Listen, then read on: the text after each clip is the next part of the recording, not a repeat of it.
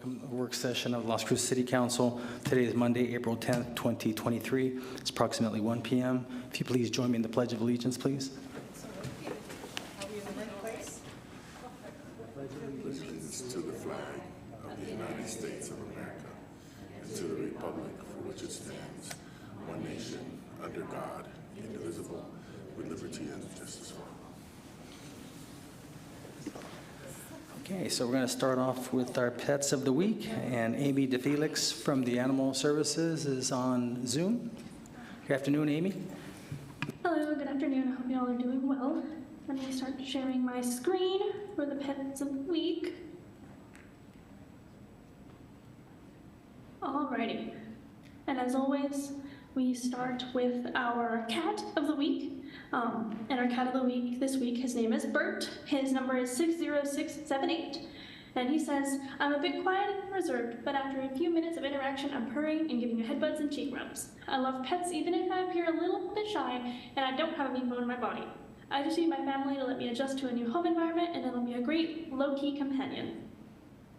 And then for our dog of the week is named Rachel. Her number is 51164, and she says, I'm reserved and a little skittish, but you'll see that I'm truly a very sweet girl. I get a little anxious during new experiences or new environments, but I will eventually settle in and maybe even enjoy some playtime. I think if my future family helped me feel safe and let me get comfortable in my own time, I'd be the most loyal, furry family member. And we do actually have an event this Saturday, April 15th, at the Icebox Brewery and Tap House on Picacho. We have a benefit concert where a local musician, I believe his name is Neil McCowan, is headlining. It is a free concert. We are accepting donations, and we'll even have some dogs available for adoption. So we encourage everyone to stop on by. We'll be there from 12 p.m. to 3 p.m. And to go along with this month's theme of TNR, I would like to share a little bit about what has been referred to as the vacuum effect in TNR. So what is the vacuum effect? Well, it's sort of like a social effect that has been observed when people from the community or organizations resort to doing the, catch and remove or catch and kill solution to having a feral cat population. And what the vacuum effect is in the long run is that these cats that are removed from the feral cat territory and are permanently displaced in whatever way that is, cats from an outside territory will come in and fill in those spots that those previous cats were removed from, and then keep reproducing, and in the end, the population problem is not solved in the long run. So that's why a lot of organizations encourage TNR as a solution, because when you take these cats, you spay and neuter them, vaccinate them, keep them healthy, put them back in their territory, the outside cats don't feel like they can assimilate, because cats are very hierarchical and very territorial. They don't really allow strangers when they are themselves are full, their population. And because the territory themselves is sterilized, they will no longer keep producing future litters and perpetuating future generations of feral cats. Eventually, the goal for TNR is for eventually the territories to slowly pass away naturally, and they can't reproduce, so it dies out in the long run. So the vacuum effect definitely is something that not a lot of people from the community maybe know about. They don't realize this is a studied and recorded effect that happens quite often in all kind of feral cat communities. So because of this effect and how it doesn't necessarily help feral cat, the ultimate goal of reducing feral cats, we highly encourage TNR and keep suggesting it. Thank you. Okay, thank you. All right, next is going to be our jobs of the week. And with that, we have Irene Pata from our Economic Development Department who's going to go over those jobs. So thanks, Irene.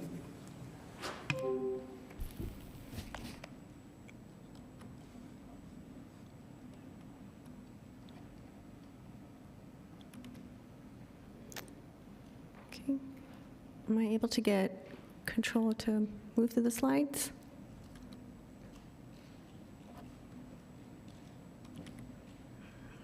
Doesn't look like it. Yeah, there it is. Okay, thank you.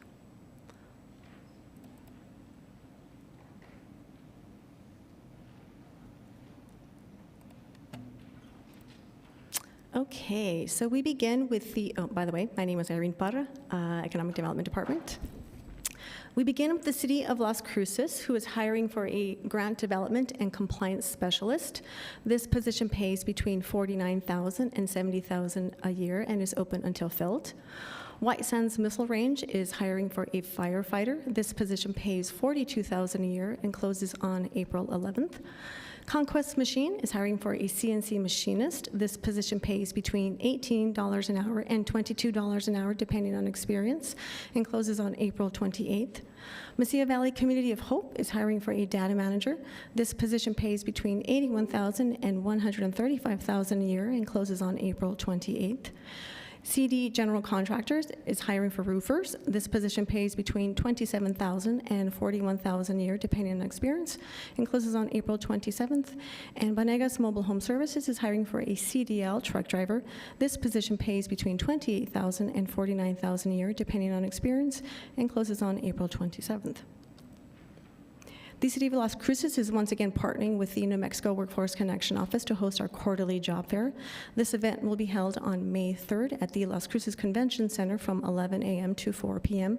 This industry-specific career fair will host employers in trades, engineering, and healthcare. They are looking for employers now, and registration closes on April 30th. And for additional information about employment opportunities, you can contact our local Workforce Connection office at 575-524-6250 or at their office at 226 South Alameda. And for employers interested in participating in the career fair, they can find information at employnm.com. Thank you. Okay, thanks, Irene. And before we get started on the agenda, I guess you can see that little picture of that young lady up there, top right corner, Councilor Becky Coran. So we're going to need a motion, a second to allow her to vote and participate telephonically. Move to approve. So moved by Flores. Second, Abeta. Motion made by Councilor Flores, second by Councilor Beta to allow Councilor Becky Coran to participate in our work session via telephonically. Christine? This is on the motion to allow Councillor Coran to participate telephonically. Councillor Beta? Yes. Councillor Graham? Yes. Councillor Bencomo? Yes. Councillor Coran? Yes. Councillor Flores? Yes. Councillor Gandara? Yes. Mayor? Yes.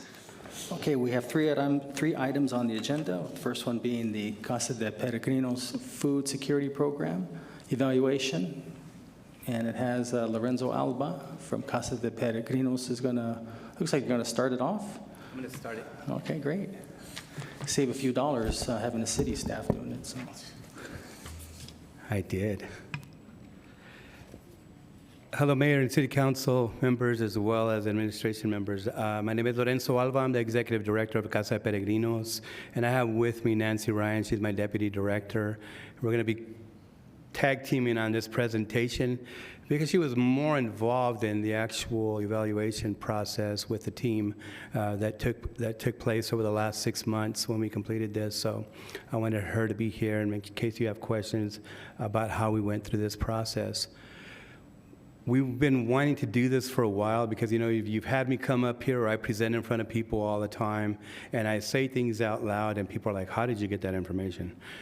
Well, normally we know, and it's an uncomfortable situation when we can't actually have any data to back up what we're saying. So we wanted to make sure that we had that data to back up some of the things we say out loud, like how what we do at the food pantry actually has a great effect on the families financially and nutritionally, among other things, really try to improve quality of life for these families and for our community. It's easy to say it out loud when you're hearing the people say it to you because you go over there and talk to them, you spend a little time with them. Our staff relays information back as we meet together. But to have the data to back it up is what we really wanted to do. The other thing, too, is that I know that your legal department struggles in trying to figure out ways to evaluate our programming and through some of the grants that we do. I think this is a way for us to maybe set up a matrix at some point that really makes sense for what the city funds us through the grant process, whether it's CDBG or through the Housing Human Services or other funding that comes across. Instead of just being a big data bank for you, which is easy to do, anybody can do that. We can take numbers, we can take pounds and equate into that. But the value of what we actually do, I think, should really be more based on how it actually affects the families. So we took time to do this, and it was a process. We put a team together. I think I just hit enter, right? The evaluation team consisted of myself, Nancy Ryan, Diane Alvarez, who's our programs manager, Leticia Garcia, and James Stewart, an MSU intern. All this was made possible through a class that we went to at UNM. It's called the UNM Evaluation Lab.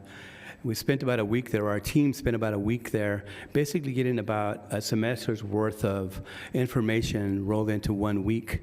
In that time, they were able to decide that, hey, we want to start with this program. All that was a difficult process to see. I came back after the second day. I'm like, okay, I'm going to come home and take care of the pantry while they do this. And while they were there, they came up with an idea of what they wanted to do, and as soon as they got back, they immediately got to work. A little more background on that is that, of course, the creation of doing this it's a process.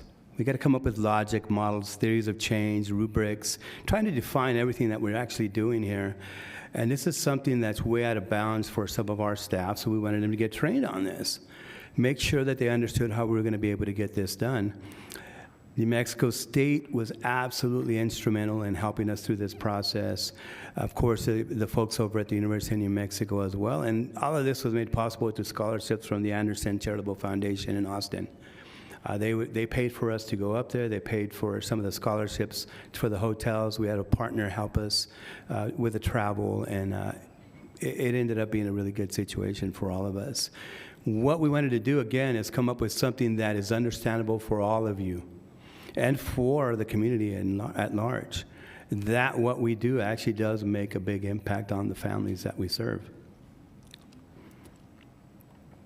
The purpose of the evaluation was to learn to measure the outcomes rather than just outputs, which outputs is what you normally get from me when I come report to you. Also, to understand what impact our programs have on clients' lives, to improve our reporting to funders, partners, and the public, to improve our services to clients. So tell us what we're doing right and what we're doing wrong. To create a model for CDP for the future evaluation efforts. So we're not done there. We're going to evaluate all our programs, even our fundraising processes, everything that we do. We're going to evaluate this to see that we're doing the best that we can. And of course, we like to tout that we're very good stewards of the funding that we get. This is another way to do that.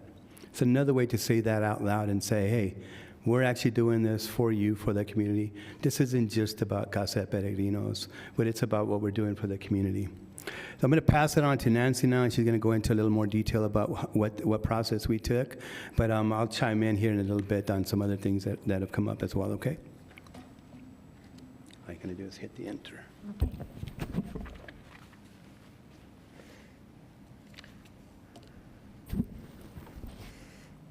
Hi, Nancy Ryan, Deputy Director of Casa de Peregrinos. How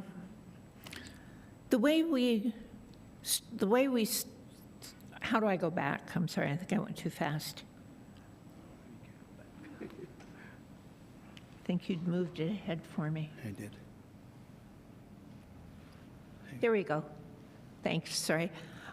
What we decided to do with this evaluation process was to begin with a focus group, a series of focus groups that would enable us to better define what questions we wanted to ask on a full client survey. So we started this process in December, which carried on a little bit through the end of the month, and then we began our anonymous survey. There were almost 1,800 clients that were served during the 30-day time frame that we ran the survey, and 714 surveys that were returned, which was a 40% return on surveys. which we felt was very good. And the general response that we received from clients is that they were delighted to be asked. It was a very, very positive response. The numbers that we're going to be seeing are not necessarily consistent because some clients didn't answer all the questions because if they got through the line before they were done, they put the survey down and took their food. And also some of the questions had multiple answers. We started with demographics. I'm not going to go through all of this, but I think there are a couple of things that are important to point out. The clients by household size. 37% of the people reporting on this survey reported a household size of 6 people or larger. And as our carts are designed with nutrients that are sufficient for 2 children and 2 adults for 6 days, I think you can see that the food services that we have are only a small portion of what families really need to subsist on. The second thing I wanted to point out is this is showing 62% female response, 31% male response. I think that can be explained by the fact that it's more frequent that the woman in the household actually comes to the pantry to pick up the food. And from my experience handing out the surveys in the line, more women were interested in participating in the survey than men. Our statistical client breakdown by gender is about 48% men, 52% women. So this is kind of an anomaly, but it was interesting to capture. The next slide, client history with Casa de Peregrinos. I think that it's interesting to point out here that more than half of our respondents have been coming here for at least a year.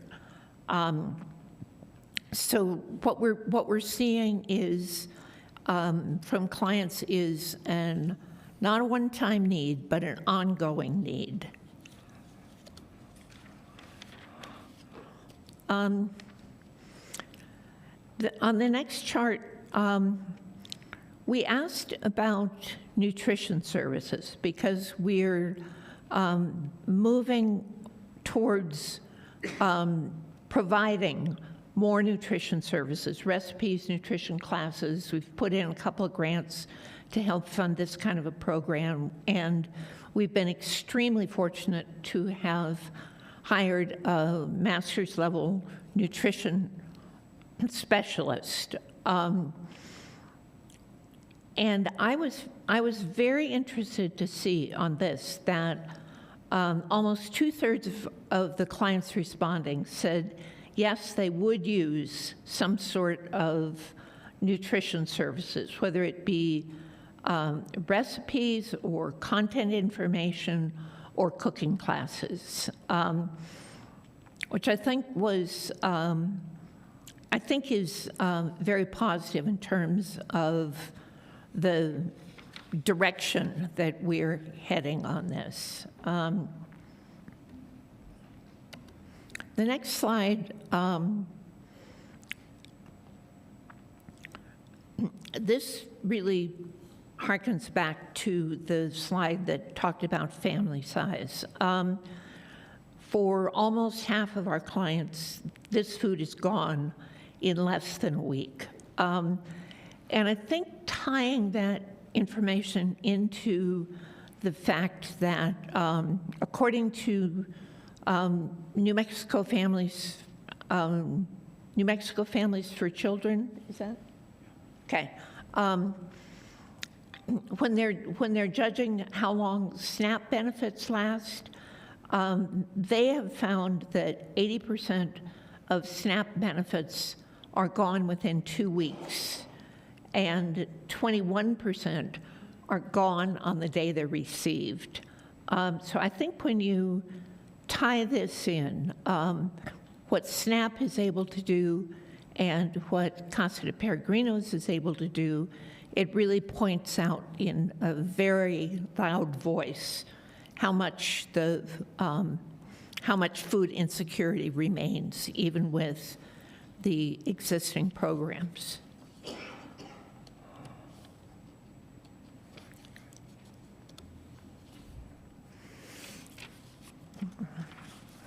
Now, before we started this process, our team sat down and did some brainstorming about what we wanted to get out of this. And part of that discussion was about what do we believe that we do for families?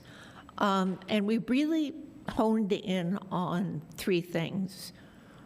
We believe we improve their financial situation, we believe that we improve their health, and we believe that we improve their emotional well-being. And these next few series of charts are the feedback on those specific questions. We're seeing here that about 60% of our families responding are saying they're missing fewer meals. 71% are saying they're eating more produce. 60% are saying they have the food that they need to prepare complete meals, and 66% are saying they're buying less junk food. These four charts together speak to the impact on the health of our clients, and that the food that they are receiving does impact their health. The next chart is really in response to our question of, are we affecting their emotional health? More than 99% of the clients responding said that yes, they worried about food. And responding to the second part of that question, has coming to CDP helped you worry less about food? 89% responded positively to that. So this chart, to me, addresses the fact that we are, in fact, making a difference on people's emotional well-being. And the next chart was trying to address whether we do or don't make a difference in their financial situations. Asked flat out, are we making a difference in your financial situation? About 60% said yes, 42% said no. However, once we drilled down with more specific questions like, does getting a cart of food from CDP make it easier to cover medical expenses, save money, purchase other necessities? Almost 80% of the people responded that yes, one of those questions was true for them in that situation. And then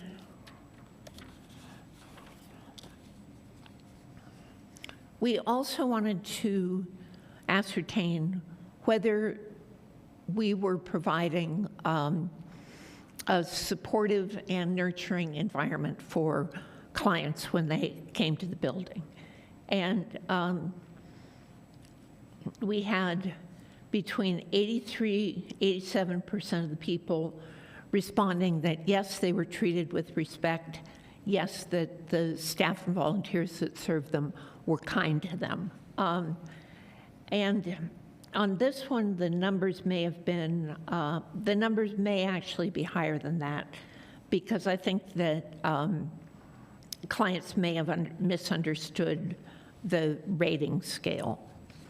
And then finally, we asked what their opinion about why other people are not coming to Casa Peregrinos. The biggest one on here by far that was reported is that no transportation was available. But there are a number of things in here that are also really interesting because they speak to the need for increased outreach on our part into the community.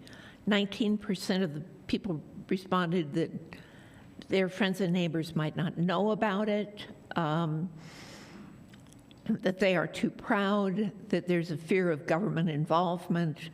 All of those are issues that increased outreach on our part can help to address. With that, I'm going to turn it back over to Lorenzo for the conclusions, and I just want to take the opportunity to thank you all very much for your time and for all the support that we've received from the City of Las Cruces for our programs. Thank you, Ms. Ryan. We appreciate that. The outcomes are interesting because I think some of the things that even now in the presentation I really wanted to kind of note was one of them was the ability to save money. The fact that that actually came up is pretty incredible, and that actually makes me very proud to sit up here and be able to say that out loud. But some of the written comments were kind of fun to see what was coming back, and a lot of them were just happy to be able to participate. They were happy with the services that we were giving them, and that what they're doing was actually going to make an impact on how we do things moving forward, obviously. Let's see what the next one does. The first conclusion was that the client-staff interactions are outstanding. Overwhelmingly, clients felt that the staff and volunteers that served them treated them with respect and with kindness. Our staff and volunteers are to be commended for their compassion. That's kind of one of my little things when I'm hiring people. I look at that really closely because I think to do what we do, you got to have some compassion in your heart. All the time, not just part of the time, not just once in a while, but all the time. Second, CDP now has statistical evidence that we are impacting our clients' lives in specific and positive ways. We are impacting them financially. We are impacting them nutritionally. We are impacting them in making better decisions for their families. It does make a big difference when they're able to come to us and then even maybe set their budget up around what we do for them. I don't have to get this because I got it at Casa Peregrinos. Now I can use my SNAP benefits to better budget my food and how I purchase it. Obviously, third, we're adding nutrition to what we do at Casa Peregrinos. As Nancy alluded to, we did hire somebody beginning July 1 to provide nutrition services for our clients. Another reason why we put that demonstration kitchen in our new facility that's almost finished, by the way. We wanted to make sure that those classes were available to our clients. We were able to show them on the spot, how to cook with the food that we give them and how to really build a menu around the food that we give them. We're excited to have this young lady on our staff, and she's been working already diligently to plan ahead. Fourth, that the food at CDP provides only a fraction of what we're able to do for them. Go back to 2011 when Lorenzo Alva first arrived at Casa Peregrinos. In my excitement, I kept thinking, man, we're going to do this. We're going to rock this place like nobody's business. It took me less than a year to figure out that there's no way Casa Peregrinos could ever do this alone.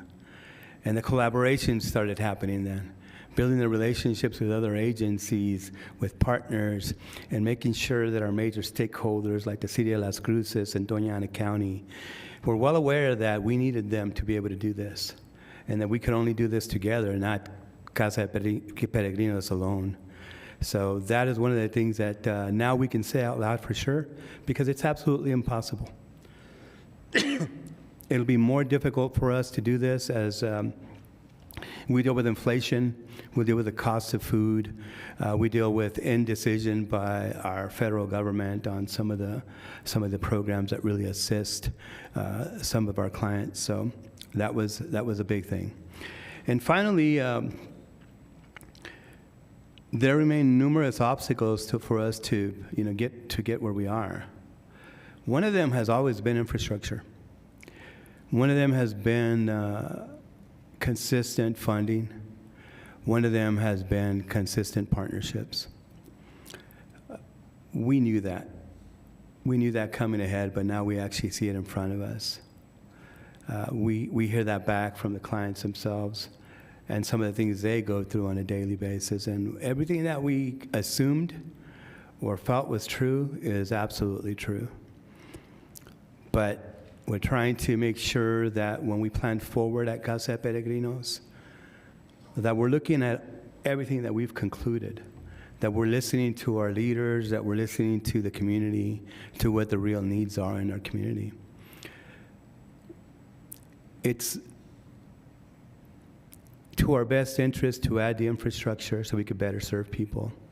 It's our best interest to make sure that we nurture the relationships that we currently have, to make sure that we continue this mission moving forward. I don't think this is ever going to go away anytime soon. I'd love to be able to sit up here and say, hey, guess what? We're done with this, but we're not going to be done with this. When I first got here, I used to meet with the mayor every once in a while at his office and talk about these things, and it was always an eye-opener for both of us to think about how long these things have been going on in our community and how long Casa de Peregrinos had been around. He reminded me of when it was over on Spruce Street, growing up here. I was not around for that. But some of the stories that we're hearing now about the impact that this organization has made over the decades is just amazing. I'm going to document it all, and we're going to put it on video so that everybody can know what the real history of us really is. Other than that, the other thing I want to add is I know that adding the infrastructure to Community Hope has some other questions arise, especially with our lease and some other things. But just to share a little bit of information with you, our budget for this program in Las Cruces is currently $630,746 a year for this fiscal year. We've already overspent on it, and mostly because of the cost of food. Out of that, $83,000 has come from the city of Las Cruces. So the rest of it has been funded through other grants, through individual donors, through foundation money, including Emergency Food and Shelter, Molina, Blue Cross and Blue Shield, Albertsons, Walmart, the Stalker Fund, the Anderson Foundation. So there's other ways that we fund this program, but most of it is through individual donors.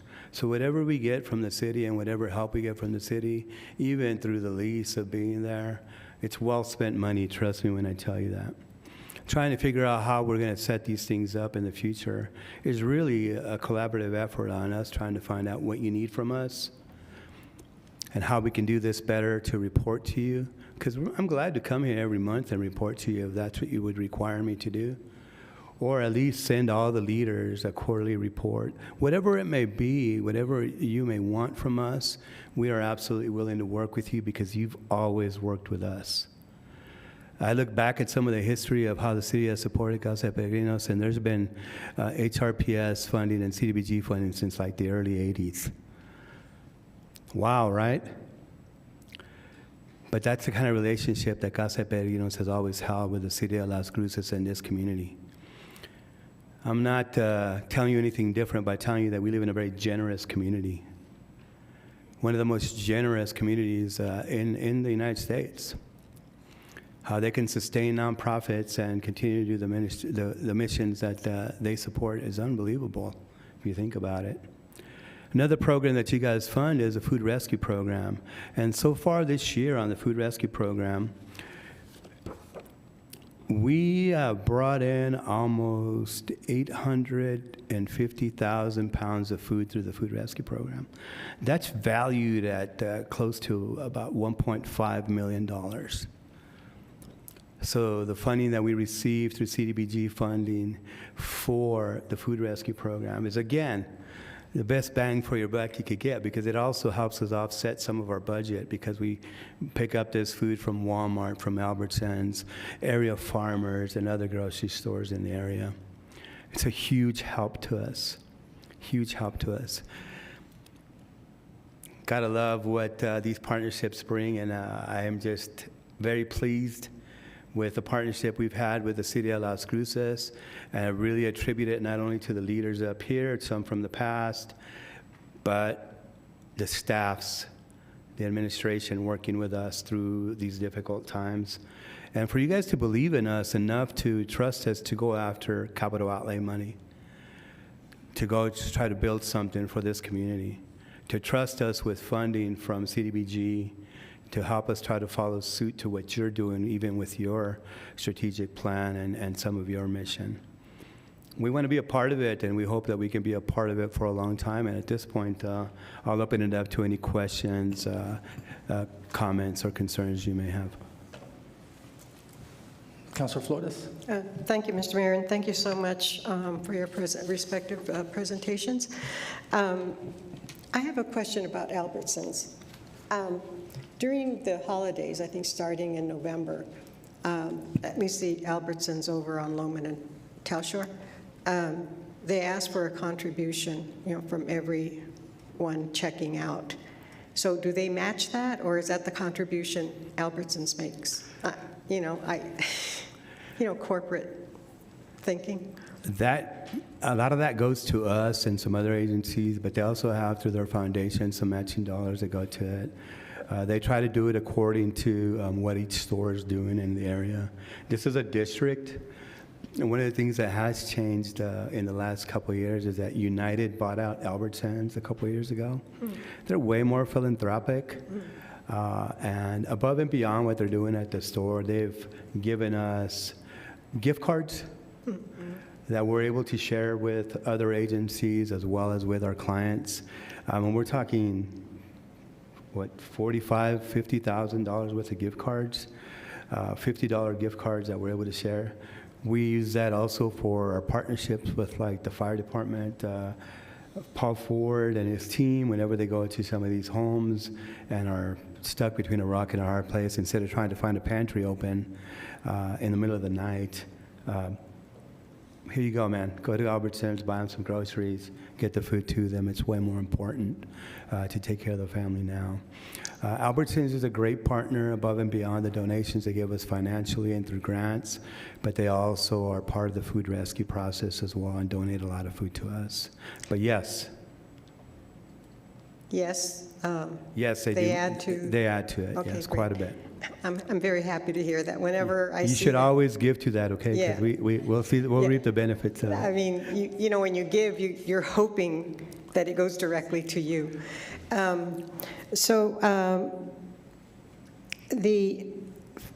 was wondering if, do you collaborate with La Semilla in any way in terms of teaching people how to have their own gardens, or do you have that capacity in any way? I mean, it would be a matter of either them coming in or you sending them out. So it'd be a transportation issue. We don't currently have a relationship with La Semilla. We have in the past tried to start a relationship with them. It's a little difficult when the office out of Anthony, Right. And their farm is over there, and they sell their food instead of giving it to us. What? They should be donating it to us.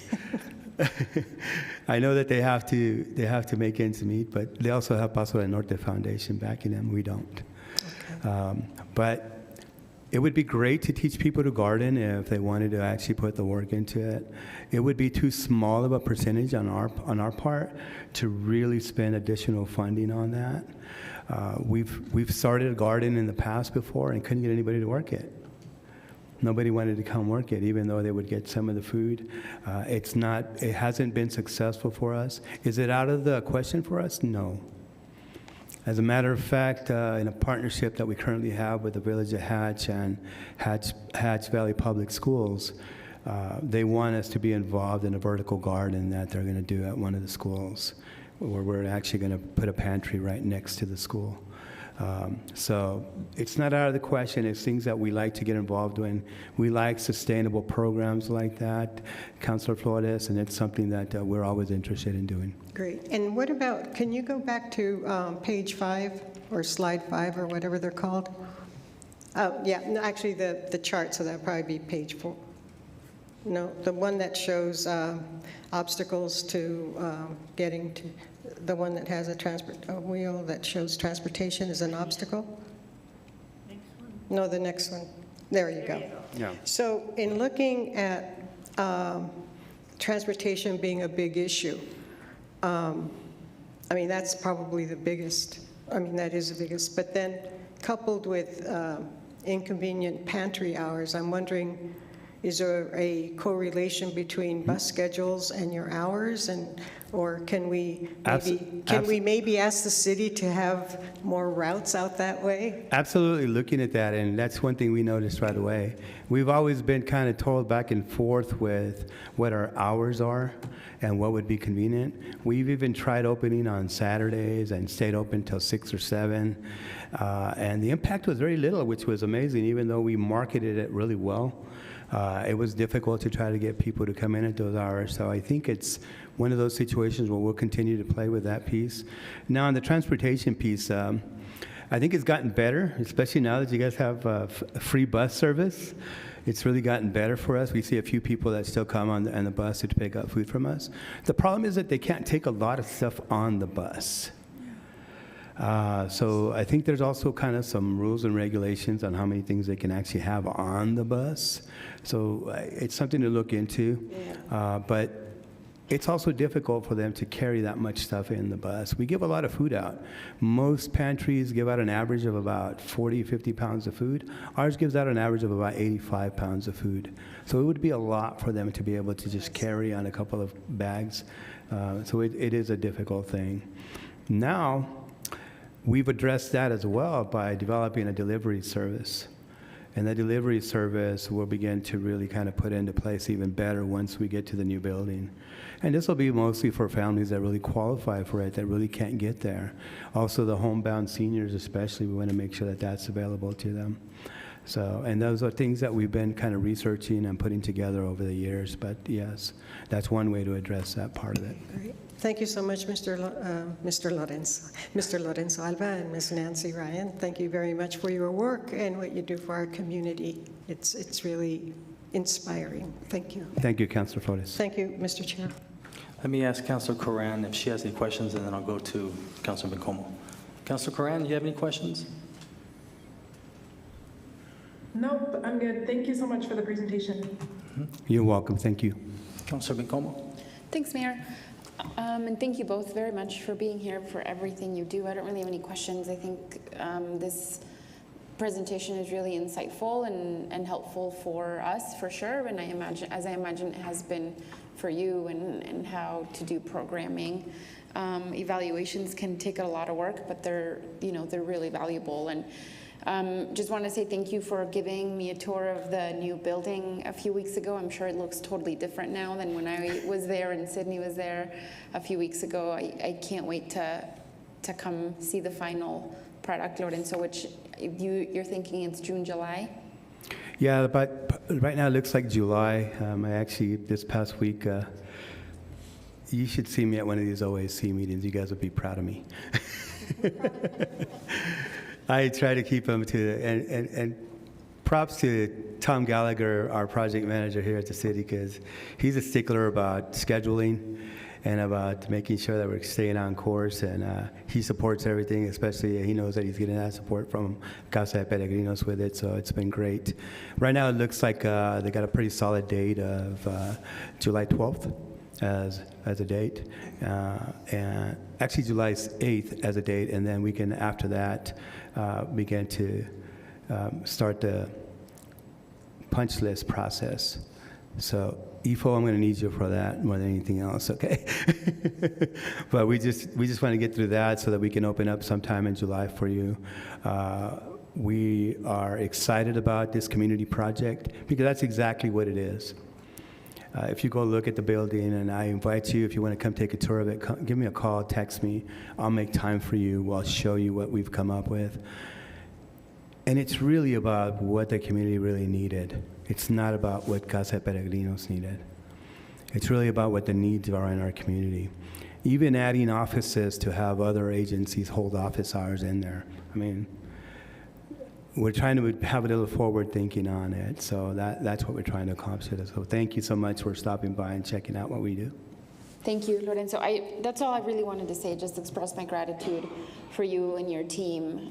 Clearly, it's one of the biggest shining pieces of information here, right? How wonderful your team is and how people perceive them. So I just really wanted to thank you all for all of the work that you do, and certainly continue having conversations with our city manager and you all on the campus around what it would look like to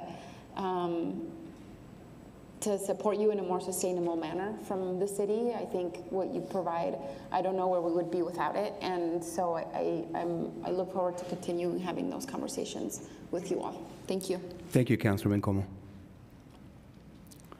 Okay, so I have just a couple questions, and I think you answered one of them. So I was going to ask you about the drop-off food service, and so I was wondering if you had volunteers, but it sounds like you have another. What we did, setup. what we did actually on doing the delivery program with some partnerships with other agencies, but the other piece of it is that we actually have our own delivery van and our own staff to do some of these deliveries. We've been kind of toying with it for about 6 months, already beginning to do some of the deliveries and just trying to see what we're really looking for. And the recommendations are coming from either social workers, from other agencies, from the fire department, from the police department, to really try to figure out who these people are that we need to try to help out immediately.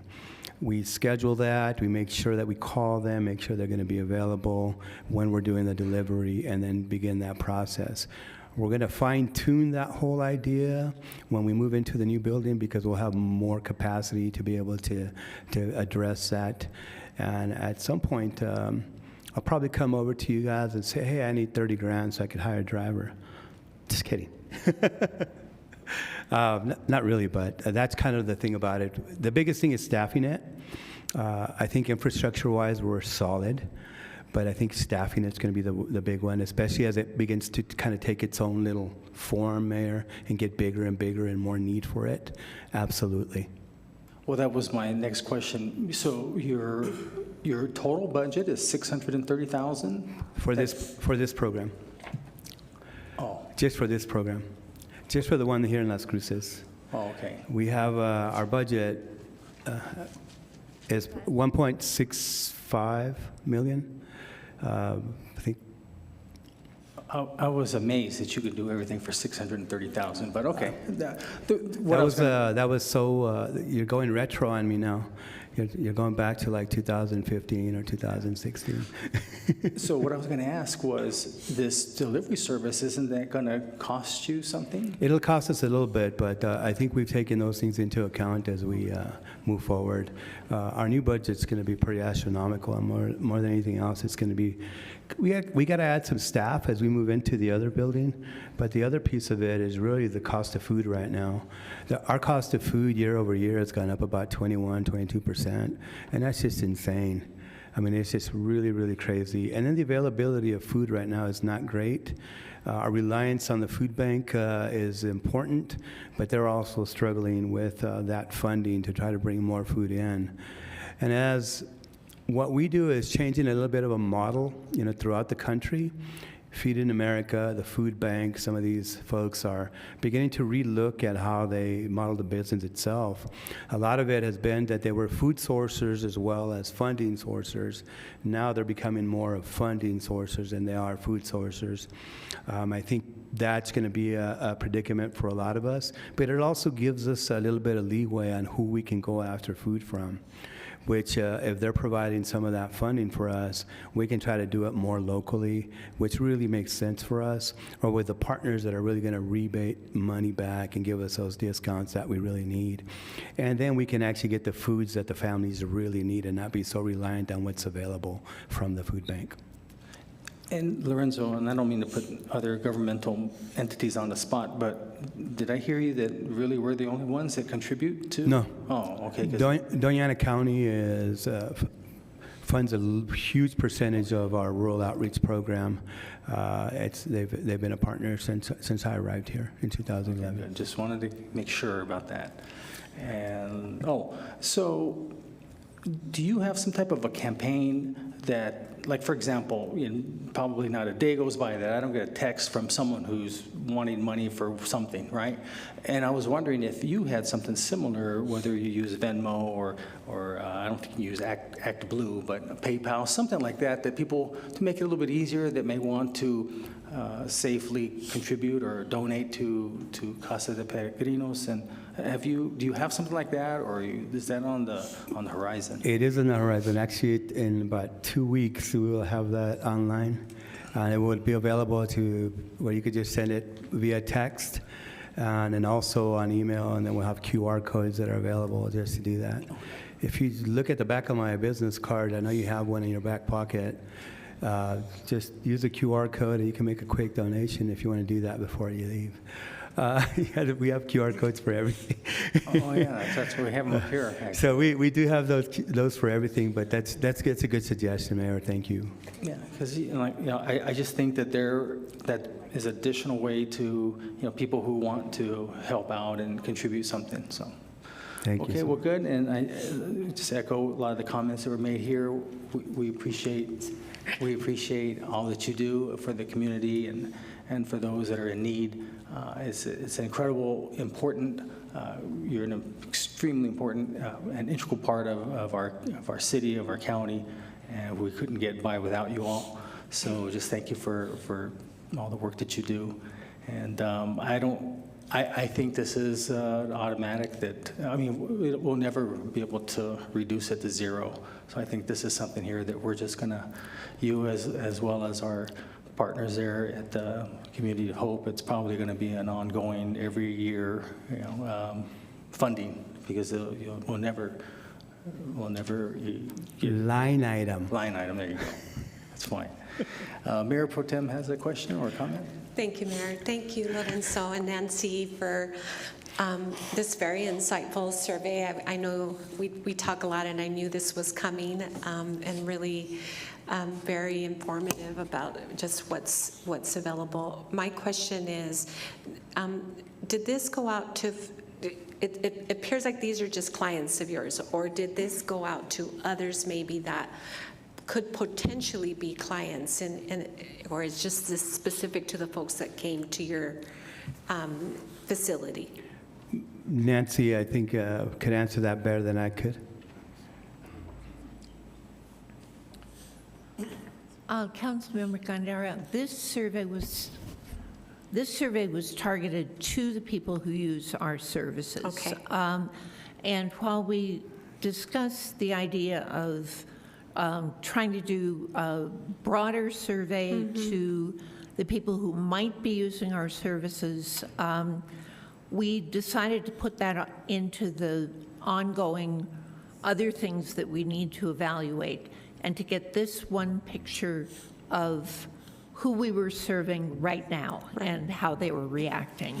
So Nancy, does this also include the community schools that you're in? Because you do numerous events there at each of those schools, I know. And does this include that No, cohort? it doesn't. Okay. What we wanted to get was the food security program data isolated so that we could look at this evaluation in a program-specific way. We will evaluate the snacks program in the community schools. We will evaluate the rural pantries. We will evaluate the senior pantries and the student pantries. But we wanted to pull that data specific to the program so that we're able to not mush it all together. That's a technical term, I'm I sorry. love that. I love that mushing together. Yes. But so that we were able to say, in our food security program, here is what's being reported in terms of how many clients are worrying about food. Nancy, but However, you're in not- the rural programs, it's different. Yes, yes. But you're just not doing snack programs at the community and the schools. You're also doing several tonnage of, I mean, you're giving boxes to. No, that's Roadrunners who's, that's Roadrunner who's doing that. Okay, Yes. thank you for clearing that up for me. I appreciate that. Okay. And then I'll invite you to continue to participate in the Doña County Resilience Leaders. Lorenzo and Diana are sector leaders for that, for the food sector. We will be looking down the year to a sector, the 10-sector survey. It's something that we need to update. So it might be where you want to maybe pull some of the data or I'd be delighted, yes. questions thank you. and others. That would be great. Great, thank you. And then I want to talk a little more about the transportation component, and I knew that's a big issue and something that our transportation sector is looking at very specifically, how we address food insecurity and what folks, because it seems like it's a general complaint consistently that we hear often is not able to carry. You can only carry just so much. So Ifo, I'm hoping that as we have these conversations that we involve Roadrunner in the discussion, because I'm not sure that they're not allowed to bring the boxes, just whatever they can carry, and we might need to look at that in a different way, especially because, as we know, 269 folks have no transportation, and that's because even with zero fare, they're unable to take only but a bag or two. I'm not sure, and that is something that consistently I hear over time. That's a huge barrier for folks. So if we can have those conversations and maybe come up with a different way to address the gap and barrier, that would be very helpful, because then we can track this and see if we can mitigate this percentage, because it's huge. It's a huge Well, any way we percentage. can help on that, just let us know. Okay. And The other thing is, I'm really interested, Lorenzo, if you could speak to the food prescription that we had been talking about as a experiment for the sector, and I'm thinking you're waiting for the larger facility to open so that we could start really pushing that. Can you talk a little bit about that? Because other entities across the nation are using that sort of principle to help with better nutrition and whatnot. Absolutely, and this is something that our intention fully on this is to partner with Roadrunner Food Bank on this program, as well as with some of the health insurance agencies like United Healthcare, some of those folks, Molina. The idea behind this is really going to be for us to serve very specific food boxes for diabetics, cancer patients, folks that have hypertension and heart conditions. And those would be basically referrals or actually prescriptions sent out by a medical provider. And then we would custom make these boxes that would really benefit them. I think that more than not, what's happening is that they're running into situations at the ER, at hospitals, where some of these folks are food insecure. And I had the opportunity last year to go do a research project with UNM for cancer patients in collaboration with New Mexico State, and it was eye-opening for me. I took on it. It was a lot of work. I took on it just because it seems like every other week I'm getting a call from a friend or a family member that's going through cancer. So I thought I need to probably learn a little bit more about what's going on with this, and it was an eye-opener for me, but it's amazing the cost of medical bills when it comes to these things. So some of the things that they lack are going to be the right nutrition. And we were able to really kind of pinpoint where the lag was and figure out some of the things we need to do. So it's always been one of our strategies to open up a food pharmacy, which will still be our intention there. We're just not going to do it alone. We're going to do it with partners to make this really happen properly and be able to help out. I always think of our friends over at CARE and Yoli and her team. I mean, they always struggle to just get those little things for their clients. Well, this is one way that we can address that and continue our fight against hunger, even through these medical conditions that would really benefit our community. So it is our intention to do that, absolutely. Thank you, Lorenzo, for speaking a little bit to that. I'm fascinated by this food pharmacy and what it would entail, and I thought for the public to hear that firsthand from you is exciting. So thank you so much again for the work that you do. I really appreciate it, and I am for a line item for you, absolutely. So thank you. Thank you, Mayor Pro Tem. I did have one other question. Do banks contribute to you, financial institutions? Yes. Okay, good. All right. Bank of America, man, 30 grand a year. Okay. Yeah. There may be another one moving into the city here, and so I'll be sure to, I'm sure they're going to ask who. Put in a good word for us. Oh, absolutely.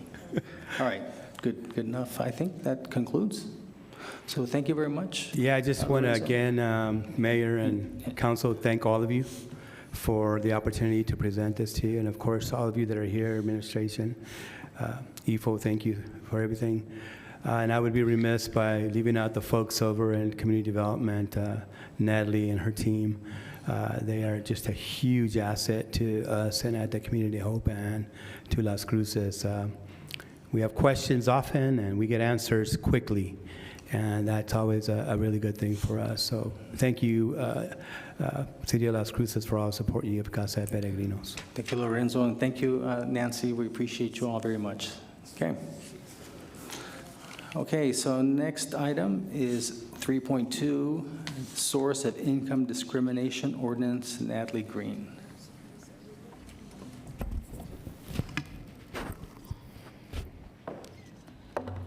Sorry, let me get organized. I have a lot of paperwork today. Good afternoon, Mr. Mayor, members of council. Natalie Green, Housing and Neighborhood Services Manager for the record. Today's discussion is around possible amendments to our Fair Housing Ordinance to include tenant protections for lawful sources of income. Just a little bit of background. The Federal Fair Housing Act was signed into law April 11th, 1968, so tomorrow is the 55th anniversary of the Fair Housing Act. The city similarly passed in 1969 legislation that declared, for the sake of the protection of public safety and welfare, that we were going to ensure residents equal opportunity and treatment regardless of their race, color, religion, national origin, or ancestry, and prohibited discrimination around housing. Since then, the ordinance has been amended a number of times. The first was in 1991.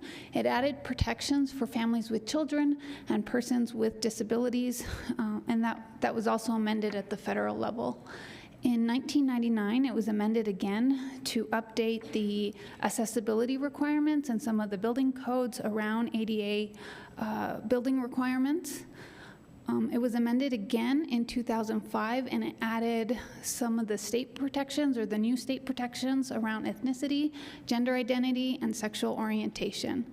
The city further amended it in 2013 to add protections for victims of domestic violence, and then it was again amended in 2016 to add spousal affiliation. So that's protection for people who are unmarried. And then in 2021, we had some administrative changes around the responsible department or enforcing department, and it was just identified as administrating department. So as this ordinance moves, it could be assigned by the city manager's office.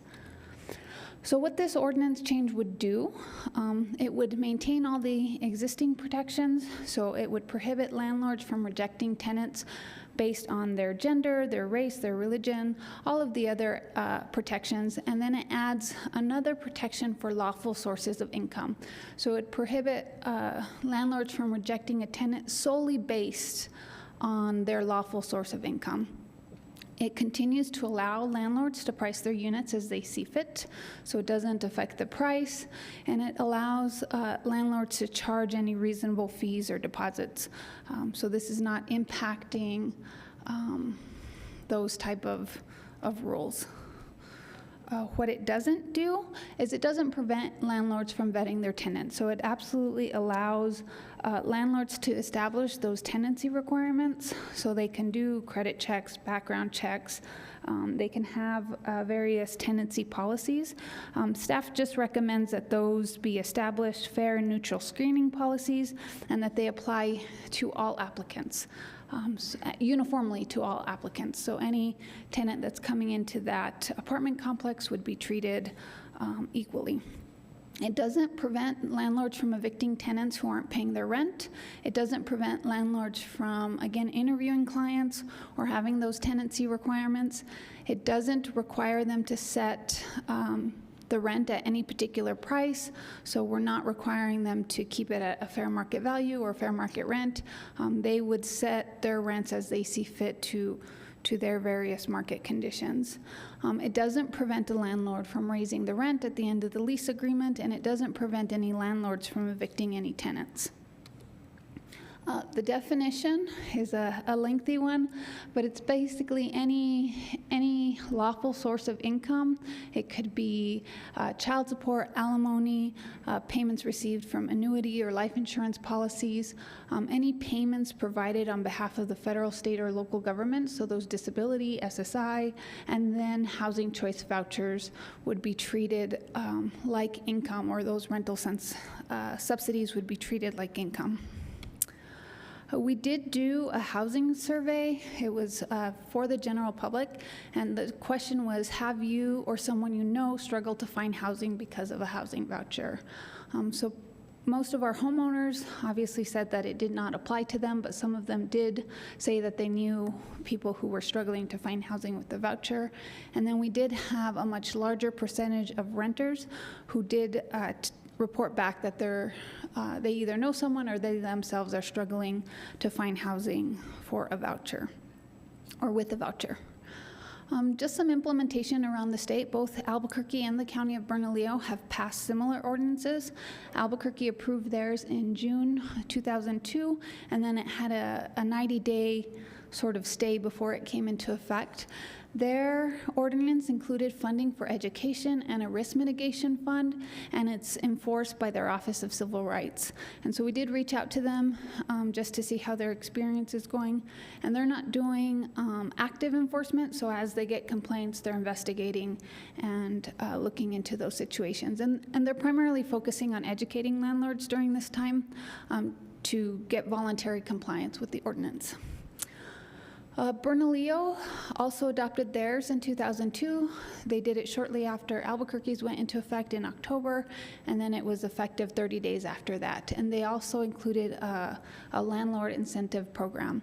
So their Board of Commissioners wanted to make sure that we were incentivizing landlords rather than penalizing them with this ordinance. Just some data. We did reach out to the largest housing voucher provider in the city, and they have an approximately 1,800 person wait list, and these numbers vary from month to month. This is last month's. They've changed a little bit since I created the PowerPoint.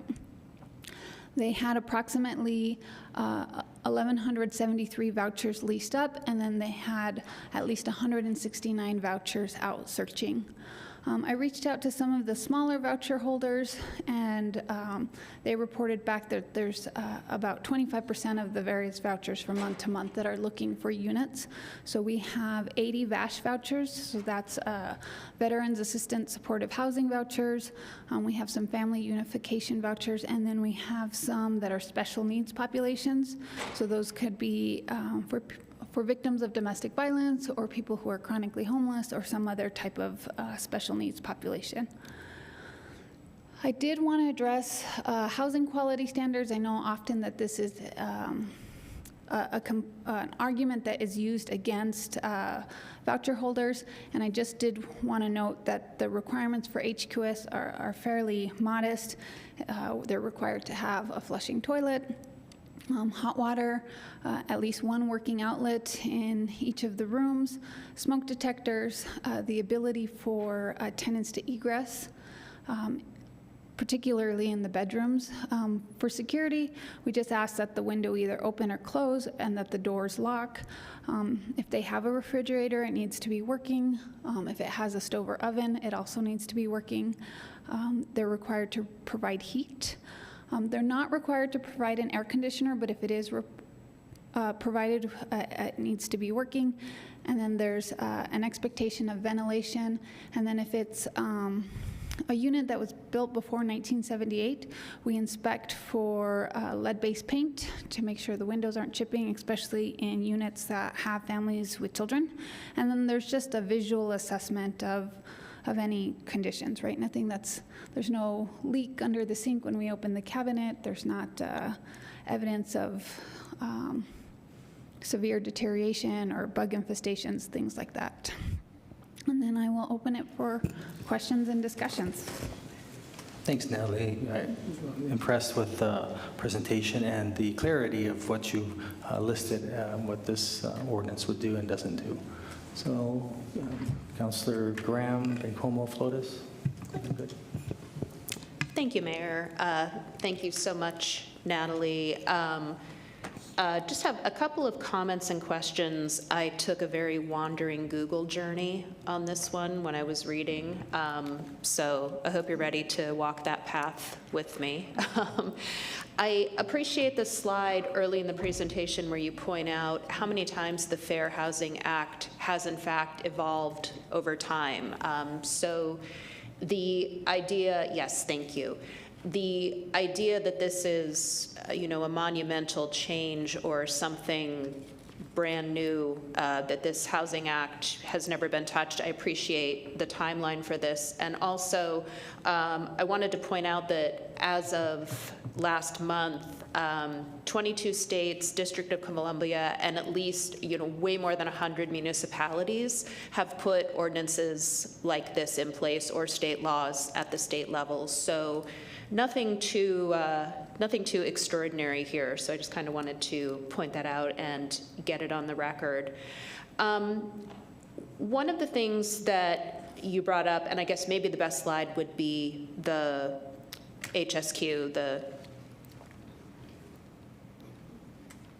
yes, thank you, HQS. These inspections, they would be conducted by representatives of the city or public housing authority? Mr. Mayor, Councilor Graham, it depends on the issuing agency of the voucher.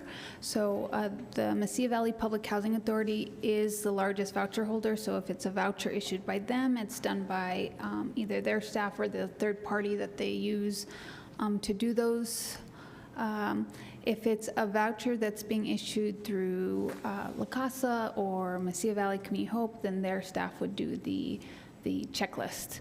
And then for any grants that are awarded through the city that have vouchers, we go out as I don't want to call it an investigatory, but as a monitoring agency. When we do our annual monitoring, depending on the program, we either use the HQS assessment or we have the UPCS, and it's the Uniform Something or Other Standard. Jan can. And so our staff will use that checklist for the home programs. Okay, great.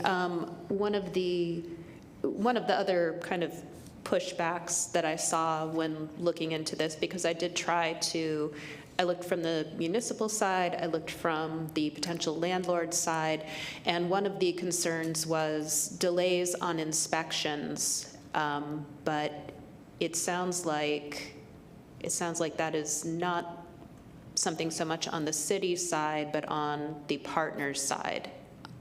Mr. Mayor, Councilor Graham, many of, for example, the city of Albuquerque, they do have a delay in inspections because they have their own housing authority that's embedded within the city of Albuquerque. In our case, our housing authority is their own quasi-government organization. So we don't get any direct vouchers from the U.S. Department of Housing and Urban Development. There are ways to sort of mitigate. I know that Albuquerque put within their ordinance if an HQS inspection doesn't occur within 5 days, the landlord does not have to hold the unit. Okay. In our case, it's not really applicable because it's just a tenancy. We're just asking that landlords not discriminate based on someone having a voucher. Staff did do sort of a general calling of different apartment complexes and looking in and asking folks if they take vouchers, and it was sort of a mixed bag. Some of them said yes, some of them said no, or just refused to answer any questions. So it is a need within the city. Okay, that was a question that you anticipated. I was wondering if we had some on-the-ground information about that, and we do, and I really appreciate that.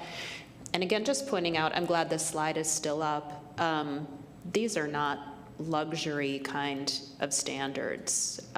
So these are the things that I would hope that any landlord would, in good conscience, want to provide to any tenant, regardless of source of income. So just wanting to point that out. You mentioned that Albuquerque, definitely, I'm not sure if Bernalillo had that under their bullet points, the education program, or kind of the runway program to this. Can you talk a bit more about that? Because I think that's definitely, I am supportive of this program. I'm supportive of an ordinance coming forward. So I'd like to know, how would we, I should say, plan to work with real estate, with property owners, with landlords to help them transition into the situation? Mr. Mayor, Councilor Graham, this item did go to the Housing PRC, and that was one of the discussions on whether we should include funding for education or some sort of landlord incentive. So depending on the recommendations we hear from you today, we would include those components as part of the overall adoption. Staff already does an excellent job of doing outreach on fair housing. So in fact, today, shortly, we have fair housing awareness training with all new employees. Anytime landlords reach out, especially, we try and do a lot more outreach in April, depending on the workload.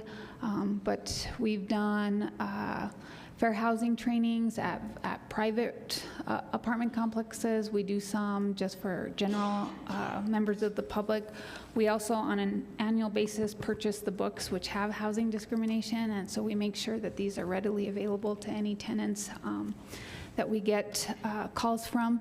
And so we do have a dedicated phone line for housing issues, 575-528-3022.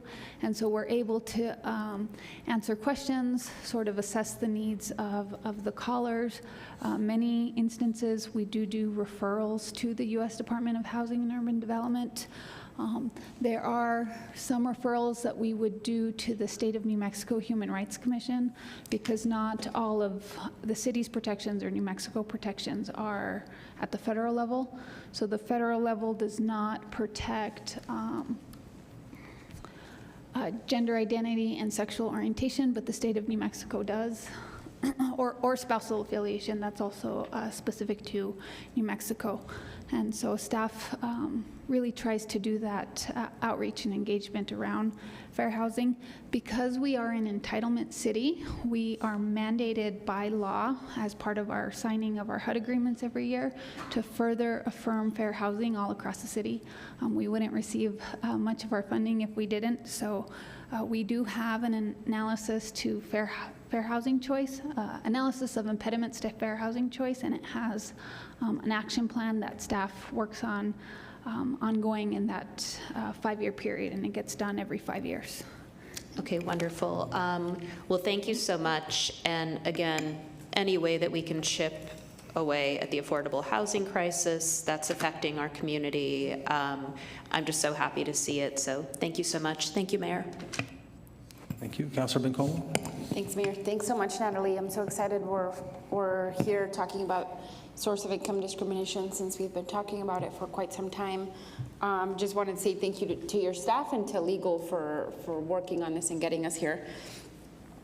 I continue to believe that we will need a dedicated funding source for what this will look like to include training for codes. I imagine, Natalie, that I was kind of hoping someone from codes would be here today, but I imagine that codes will be the vehicle for which enforcement is done, correct? Mr. Mayor, Councilor Bencomo, at the advice of legal, we made the enforcement piece really flexible. So it allows enforcement to occur by the administrating department director as assigned by the city manager. When it was first adopted, it was the community development director that would do or designees that could do the investigation and the enforcement. But we would anticipate that this would be a joint effort between housing staff and code staff. And similar to Albuquerque and Bernalillo, their initial rollout really focused on first the complaints that they received from residents, and then they've done some where they were researching ads from like apartment ads, and so doing some education with landlords that says, you know, your ad cannot say no vouchers or you know, some of the other protected classes. We do, on occasion, we'll see, you know, no children allowed, or no females only, overt discrimination. So we make sure that we're catching those and forwarding those to either HUD or to the other enforcement agencies. I know that, Natalie, you asked for increased capacity as we're in the budget cycle. Did you have this in mind when you were asking for that additional capacity, or do you believe that this will create additional needs in your office? We had a number of needs that we explored. It was primarily around affordable housing development. We are filling a housing development specialist position. It didn't make the jobs of the week this week, but maybe it will next week. And so that's on the Las Cruces website. But I know there's some additional ordinances around housing, like nuisance abatement or uniform housing codes, that may be coming forward, where this would eventually transition and live as part of that enforcement agency. We did check with the city of Albuquerque, and they use their civil rights office, which is embedded within their legal department. So that could make more sense as the legal department builds their capacity. Mm-hmm. But we'll continue to explore those various options. And I couldn't get with Bernalillo County. I'm not sure where their ordinance currently lives within the enforcement. Natalie, I would hope that maybe either 6 months or a year from now, preferably 6 months, I guess, that you would come back with additional data on how this is going. I understand that, and I think that perhaps at that point we can make determinations on, you know what, we do need to have a landlord mitigation fund. That would be a really great thing to have and partner with Mesquite Valley Community of Hope and the Housing Authority on. And additionally, in terms of consequences, right, for folks for landlords who continue to break this policy, I know that for now it's going to be really more compliance based, right? Like really just educating folks and bringing folks along to make sure that, you know, they're getting the information as to why they should be doing this. And, you know, at one point, if this continues to happen, then what is the shift, right? What is the consequence? Have you thought about that? Mr. Mayor, Councilor Bencomo, Off the top of my head, I'm going to say no. Enforcement has been a challenge. That's one of the reasons we reached out to Albuquerque and Bernalillo. They are having trouble with how that enforcement looks like, more so the capacity to investigate. So we'll have to see how this sort of rolls out and what the needs will be across the various departments. Ultimately, the enforcement is still capped at what the municipal code allows, which I may have to have Jocelyn remind me, but I believe it is a $500 fee or up to 90 days in jail, but I don't think our municipal code typically recommends jail. But it would still be capped within what is allowed by municipal code in chapter 1-13 or -10. Natalie and council, correct, in section 13-7F, it is listed as $500 or imposed imprisonment for not more than 90 days or both. And then also remember there are fines and penalties available under civil remedies of violations of state or federal law. So if somebody discriminated under a federal regulation. And that was Jocelyn Garrison, for the record. Just kidding, Christine, you heard her. Thank you, Jocelyn, I appreciate that additional context. Yeah, I think for me it would be important, Natalie, to come back in 6 months. None of those things should deter us from moving forward with something like this. I think this policy is just a piece of the puzzle for tackling housing insecurity and this housing crisis. And so for me, it doesn't deter me, but I would like to come back in 6 months and see how it's going and see what the needs are, especially for your office in terms of capacity and legal as well. And, and perhaps that's when we talk around codes, and if codes is I'm assuming they're going to be an important player in this, right? And if they need additional training as well. Those are all my questions for now. Although, Natalie, why is there no requirement for an AC? That sounds wild in the Southwest. Mr. Mayor, Councilor Bencomo, that's a good question. I'd have to refer to our building official. I don't know if that's a building code or I think typically where these laws sort of start, it's colder versus hotter. Okay, well, whoever is listening out there, Larry's here. I would love maybe additional research on this, Larry, and if this is something we can tackle locally, because that's just not okay. So I appreciate that, Natalie, and thank you so much. I'm excited to. What did you just say? That AC units should be required. Oh, yes. Thank you. Yeah, that's what we, yeah. I was like ACM for some reason. AC. Councilor Flores. Thank you, Mr. Mayor. So thank you for your presentation, and thank you and your staff who do excellent work. So my question is this, for clarification purposes, this is an ordinance which has criminal implications if it's not adhered to, correct? Mr. Mayor, Councilor Flores, I'm going to defer to legal on that Yes, it is. Let me tell you, it is. Ask Mr. Nichols, he'll tell you. An ordinance has severe consequences. My question is, does this apply only to government-funded housing, or does it apply to anyone who is anyone who might be seeking non-federal funded housing? Is that stated in the ordinance? Mr. Mayor, Councilor Flores, this would apply to all housing in the city of Las Cruces that is being sold or rented within.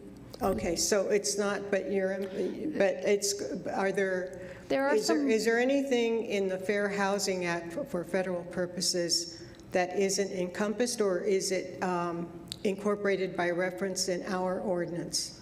So there are some exceptions. Those are exceptions that are already outlined by the Federal Fair Housing Ordinance. So if it's housing that, if it's your only piece of property, like you're the single owner and don't own other property, and are selling without the use of a broker or realtor, you're able to set those requirements. If you are in some sort of duplex or quadplex and live in one of the units but own 4 units or less, then that's also an exception. If you are in what's called a housing for older persons. So a Hapwa community, something similar to Trails West or the Pueblos and Sonoma Ranch, you can limit based on, limit families with children. So if it's a senior community, you would not rent to families with children, but you couldn't discriminate on any of the other provisions. There's also some exceptions for religious organizations and membership organizations when they're operating in a non-commercial manner. So similar to the Elks Club, like their RV park, they limit it to their membership, and so they can have that limitation, but they couldn't limit it based on the other protected classes. So those are some limited exceptions that are within this ordinance and within the federal ordinance.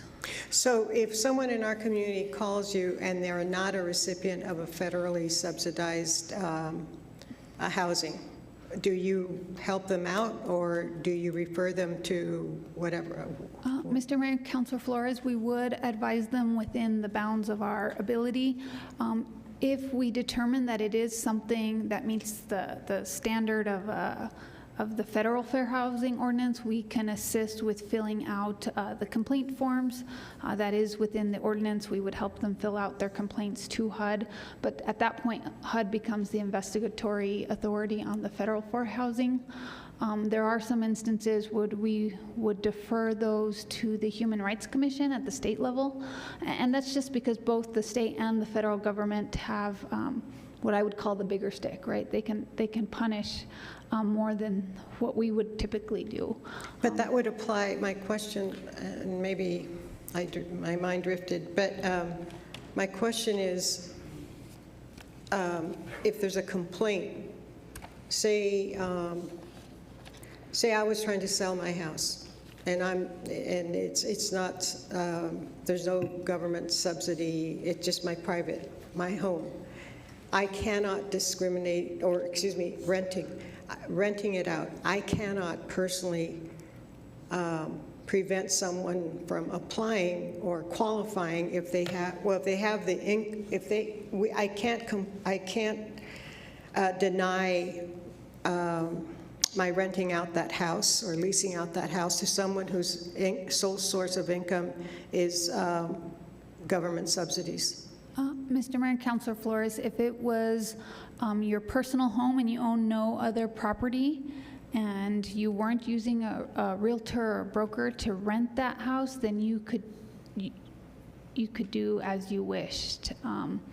Now, again, really? I can discriminate. I can say I'm not going to rent to you because you're depending on Social Security or some Vietnam veteran or whatever? As long as you weren't advertising and you were, again, not using a realtor or broker or some sort of website to rent, then, and it's a private transaction, you can set your tenancy requirements. Even as a whole, again, the ordinance does not prohibit people from having those tenancy requirements and setting things like background checks or criminal background checks criminal background checks or credit checks. So you can have those tenancy requirements. You just want to make sure they're neutral and apply to any applicant. So what if someone says that they only own one property, the house they live in, but then, okay, it's a little complicated. I better not go there. But so I just want to make sure that I know that the draft that our former city attorney Jennifer Vega Brown drafted was all-encompassing. I hope, when is this coming up for vote? Mr. Mayor, Councilor Flores, that was a different ordinance. It was not related to the Fair Housing Ordinance. It was an amendment to the nuisance ordinance to incorporate a uniform housing code ordinance.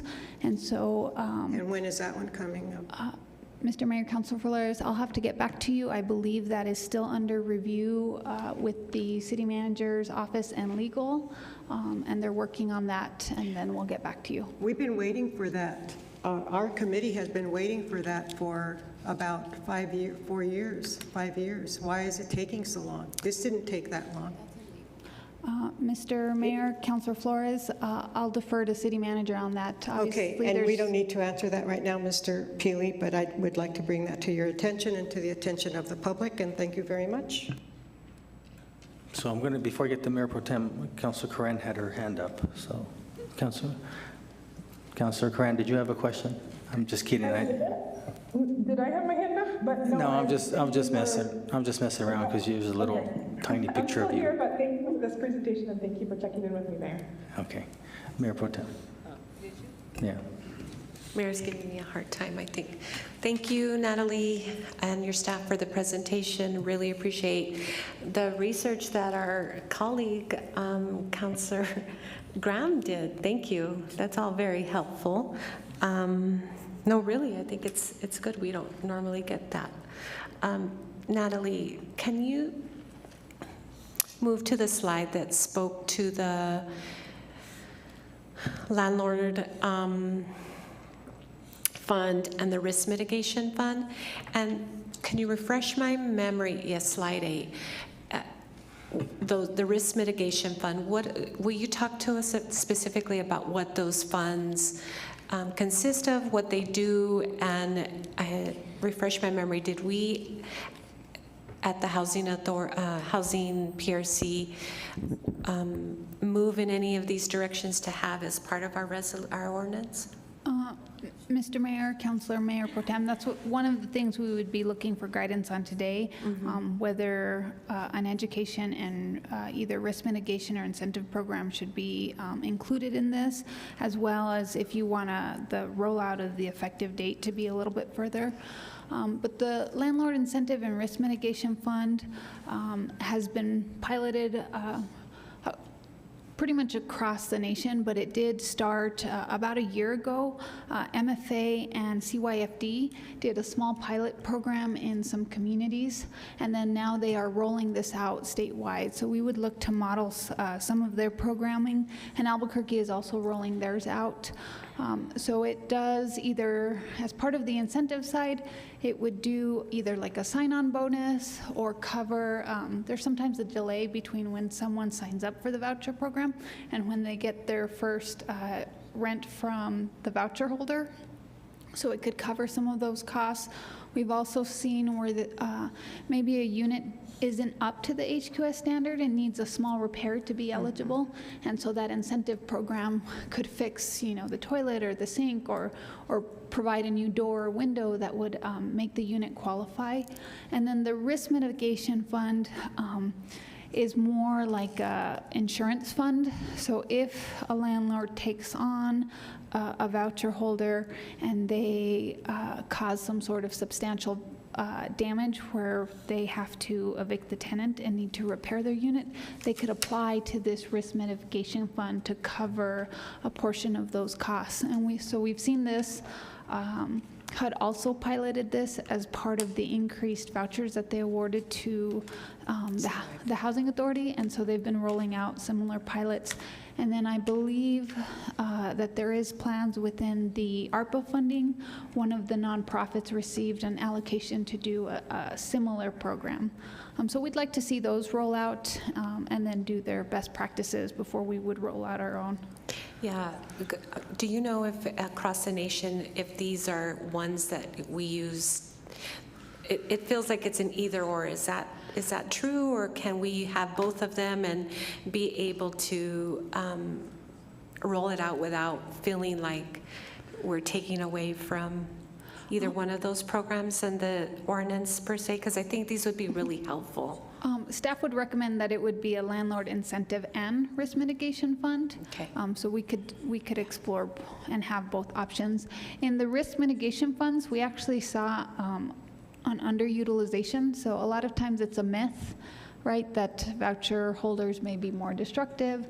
And so we actually saw where this was piloted in other states that they didn't need the risk mitigation fund after the program sort of launched. And so that would be our hope, is that we would, utilize the incentive program first, and then you would need less risk mitigation funds. Yeah, I would like to see both of them, and with a really robust education. I'm looking over at Jan. I can barely see her because of the computer, but a really robust education component I think would be really helpful with this. And Natalie, you talked about looking at when this would come into effect. Are we looking at, so Mr. Mayor, Mayor Pro Tem Gandara, so typically our ordinances, and I might have to defer to Christine, after they're adopted, they take anywhere from 2 weeks to 30 days to go into effect. We could do a longer rollout where maybe we start it and let folks anticipate that this change is coming. It will take a couple of weeks for us to get it into the ordinance cycle. So we don't anticipate it coming back till either late May or early June, and then we would want an effective date. Council could advise at that time if they want 30, 90, or immediately. It's really up to. Yeah, I'd like for you guys to really, usually it's 30 days when an ordinance, no, you're shaking your head no, Christine. Can you give us some? Mayor Pro Tem, it's about 2 weeks after the ordinance is adopted. It's posted in the paper, and it becomes effective 5 days after posting in the paper. Okay. So it's about 2 weeks. But if So you wanted a different effective date, you could write that into the ordinance instead. So I'm asking because I think I want y'all to be, as a neighborhood, to be, program to be ready, right? And all the various things that it's going to require. So I'm asking, what is your recommendation, Natalie and company? Is it 90 days? Do you think you'll be ready to be able to push this out? Because you need to have the staff, and if we have education component, right, and be prepared to fund these two programs, the risk mitigation fund and landlord incentive program. So what are your thoughts about that, Natalie? Mr. Mayor, Mayor Pro Tem, I'll take that back to staff, and then we'll also want to meet with codes to ensure that they would be ready. So we'll come back with a recommendation at adoption time with that effective date. Natalie, and then lastly, my last question. Have you heard from, I don't know, the realtors or anybody related to this work session and what their concerns might be on this? Mr. Mayor, Mayor Pro Tem Gandara, we did reach out to the Las Cruces Realtors Association and the Las Cruces Home Builders Association for comment, and we didn't get any direct comment from them on this particular issue. What about the Housing Authority, which is our largest voucher? Mr. Mayor, Mayor Pro Tem Gandara, we did reach out to them, and they did provide some of the data, and they were supportive of the action. Okay, good to know. Thank you, Mayor. Those are all my questions. Thank you. Councilor Beta. Thank you, Mayor, and thank you, Natalie, for the presentation. During the process and information that we got from the MRAs, it showed that my district has a really high percentage of renters. And as we've talked about communications, moving forward, I just want to know, I think it'll be really important to educate those types of communities to make sure that they're well aware of their rights. And I was curious that during your conversations with Albuquerque, the issues of subletting happen often too. If there was any sort of guidance or suggestions about that. Mr. Mayor, Councilor Beta, we have not crossed that where there's been any issues with subletting. Okay, thank you very much, and thank you, Mayor.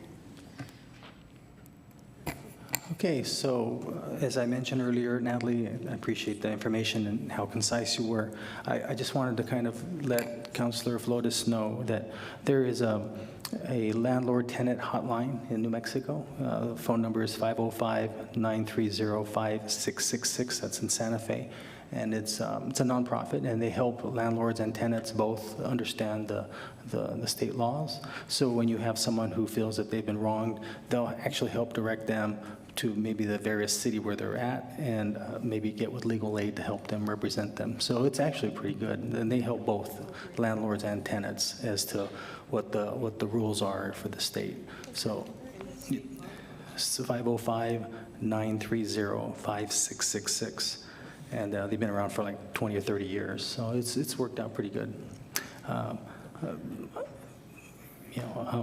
don't think that this is something here that's going to be really hinder a lot of landlords. I mean, I think for the most part, nowadays when you can get, especially when COVID was hitting, the ones who couldn't sometimes make the rent were those who were on a job that were laid off. When you get automatic assistance from the government, that's pretty good. So, yeah, more secure. Okay, well, thank you very much. If there's no other further comments, we'll go on to the next item, which is 3.3, the city branding update. Mandy Gus. It's been a long time since I've seen Dominic in a tie.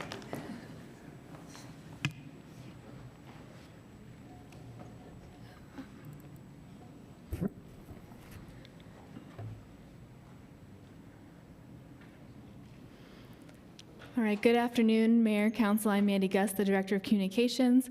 I did bring my tag team partner here, Dominic Aragon. He is our digital media manager, and so we're gonna share some information with you. And where's the button? There we go.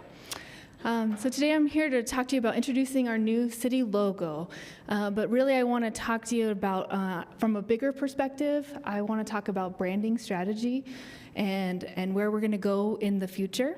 And so one of the first questions is probably, why would we make any changes? So I'll tell you, I came into this role about 2.5 years ago, and one of the things that I really wanted to see for our organization was consistency. How do we see consistency in our voice, consistency in our look, consistency in the level of quality that we expect across the organization, all departments? And one of the things that we want to do is bring all of the city departments under one logo, so you will see that consistency. And when you see something that's out there in the community, you will know it's from us. Second, I want to talk about modernizing our logo. I don't know when the current one was adopted. We've gone back. We can see it as far back as some information in the 90s, but not in the late 80s. So we're going to assume it's about 30 years old. Very few companies have had the exact same logo for 30 years, and we'll talk about that a little bit. So doing some updates that give us a modern and fresh look will give us some more opportunities for versatility with that design. At the same time, we do want to honor our history. We do know that the logo and things about the city do resonate with people in our community, and so we want to make sure that we stay true to that and we don't lose that connection with our community. And lastly, I want to talk about best practices. When I first came into this role, it was 2020. Our city was doing a lot of things in the middle of a pandemic. We had to take care of our community, which was good. It gave my team a chance to do some research, find some best practices in other cities, other brands, and figure out how we can do this successfully and come to council with a plan and tell you how we're going to roll this out. So one of the first things that we did, and I'll talk about this, is the modernization. How do logos evolve? So we've got some examples up there for you where you can see logos start and where they are today. Almost across the board, you can see they trend towards being more simple and less complicated. And so it also allows logos to age gracefully. You can see that first Apple logo. I can't even see what it's saying or what the font is. And then as you use it over time, as we continue to make it a focal point, use it in different ways, it can be very dynamic, and it grasps recognition. And so you can see even the Pepsi logo still has the font on it, but if you just saw the red, white, and blue ball, you would know that it was Pepsi, and that is where we would like to go with the city of Las Cruces. How do we get to the point where that icon stands for who we are and we don't need all the text? And so that is where we are headed. And with that, I'm going to tag in Dominic Aragon, and he's going to talk to you about some additional research that we did.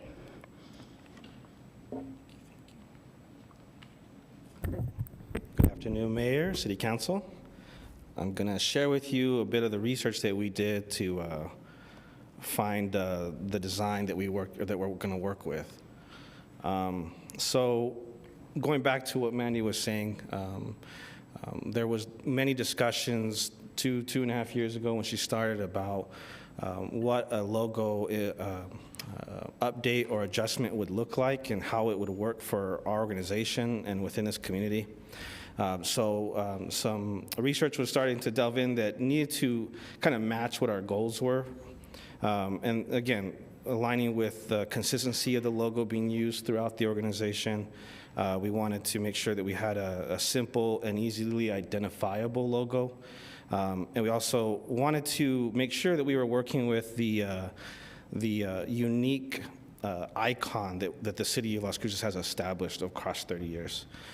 So taking those factors into the research, we did find some brands out there that were aligned with that, and one specific one that worked really well was the city of Melbourne in Australia. They faced a growing organization that was being disconnected due to a large number of logos and brands that were being created, covering facilities, events, departments, programs, etc. This is just a sample of, in front of you, of kind of some of the things that were going on, and it started to create that disconnection of the organization. Also, too, it started to become a management and financial hardship for the city of Melbourne. If you could imagine what it takes to make sure that things are being done correctly when it comes to branding and marketing and colors and fonts and et cetera, you start to grow a large quantity of brands. It starts to become kind of difficult to manage it. So moving forward, the city of Melbourne designed what you see before you. It's a very simple design.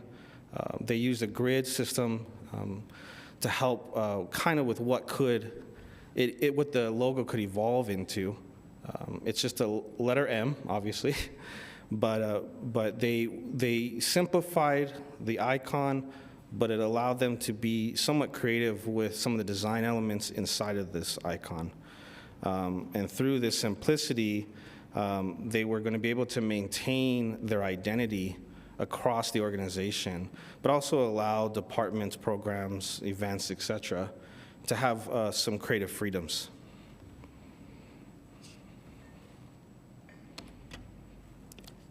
Okay, so here's a little bit of an example where you take those design assets, color palettes, patterns, and you can start to use those things to help you with your marketing campaigns, banners, posters.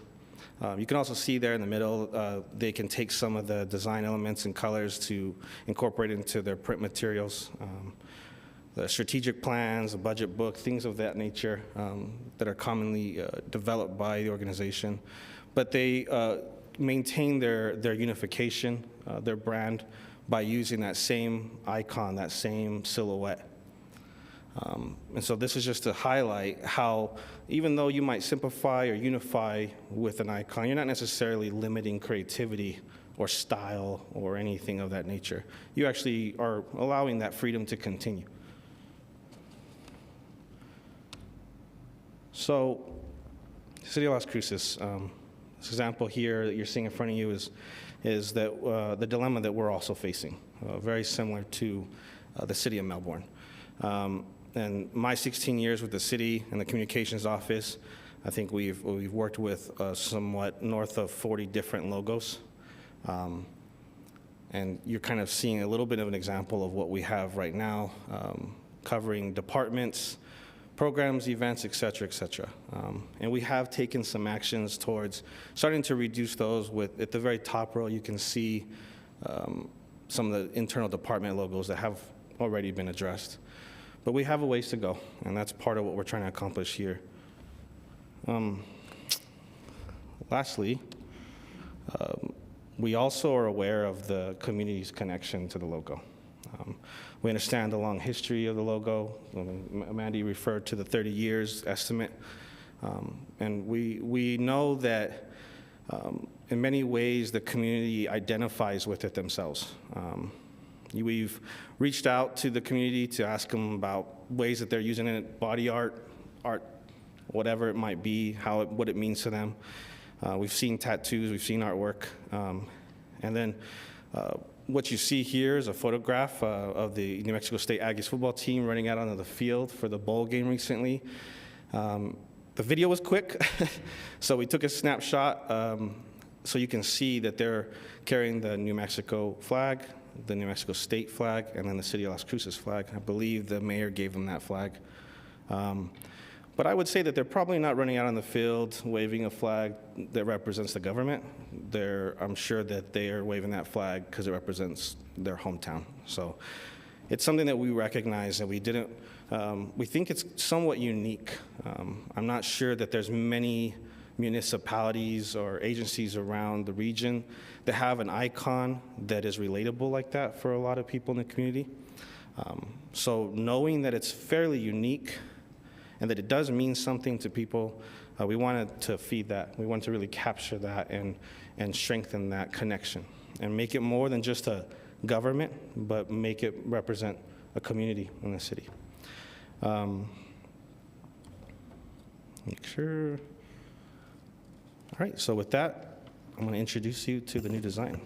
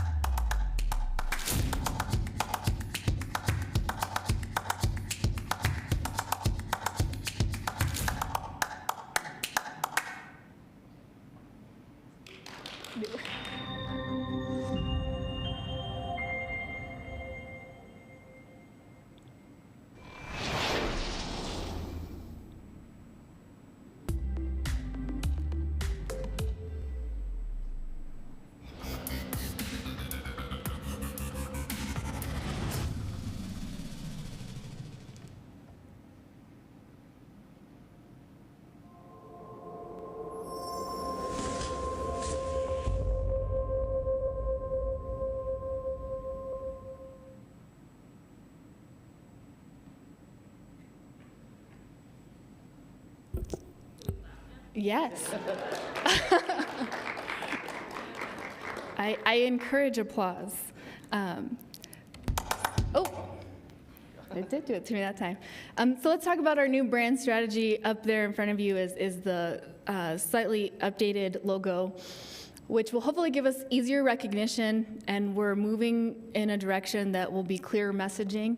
As we change all the departments under this one logo, you will know if something is coming from the city, if it's the city's Parks and Recs department or the city's Economic Development Department, it will still be the city. And that really is ultimately a goal of unification, that all of these brands will fall under one umbrella and we will identify as the city first. We're excited to move to a more professional image. If you're looking at this logo right now, I'm hopeful. I know we've shown some people who said, I don't even see what changes you made. So I will point those out to you. Some of the things that we did to the logo to update it is we fixed some of the flares. Again, we talked about the logo being 30 years old, and I think they were each individually drawn. And so we made them all the same and symmetrical. We pulled the crosses up. That gives the logo some more symmetry and a little bit opportunity for us to use it as a palette.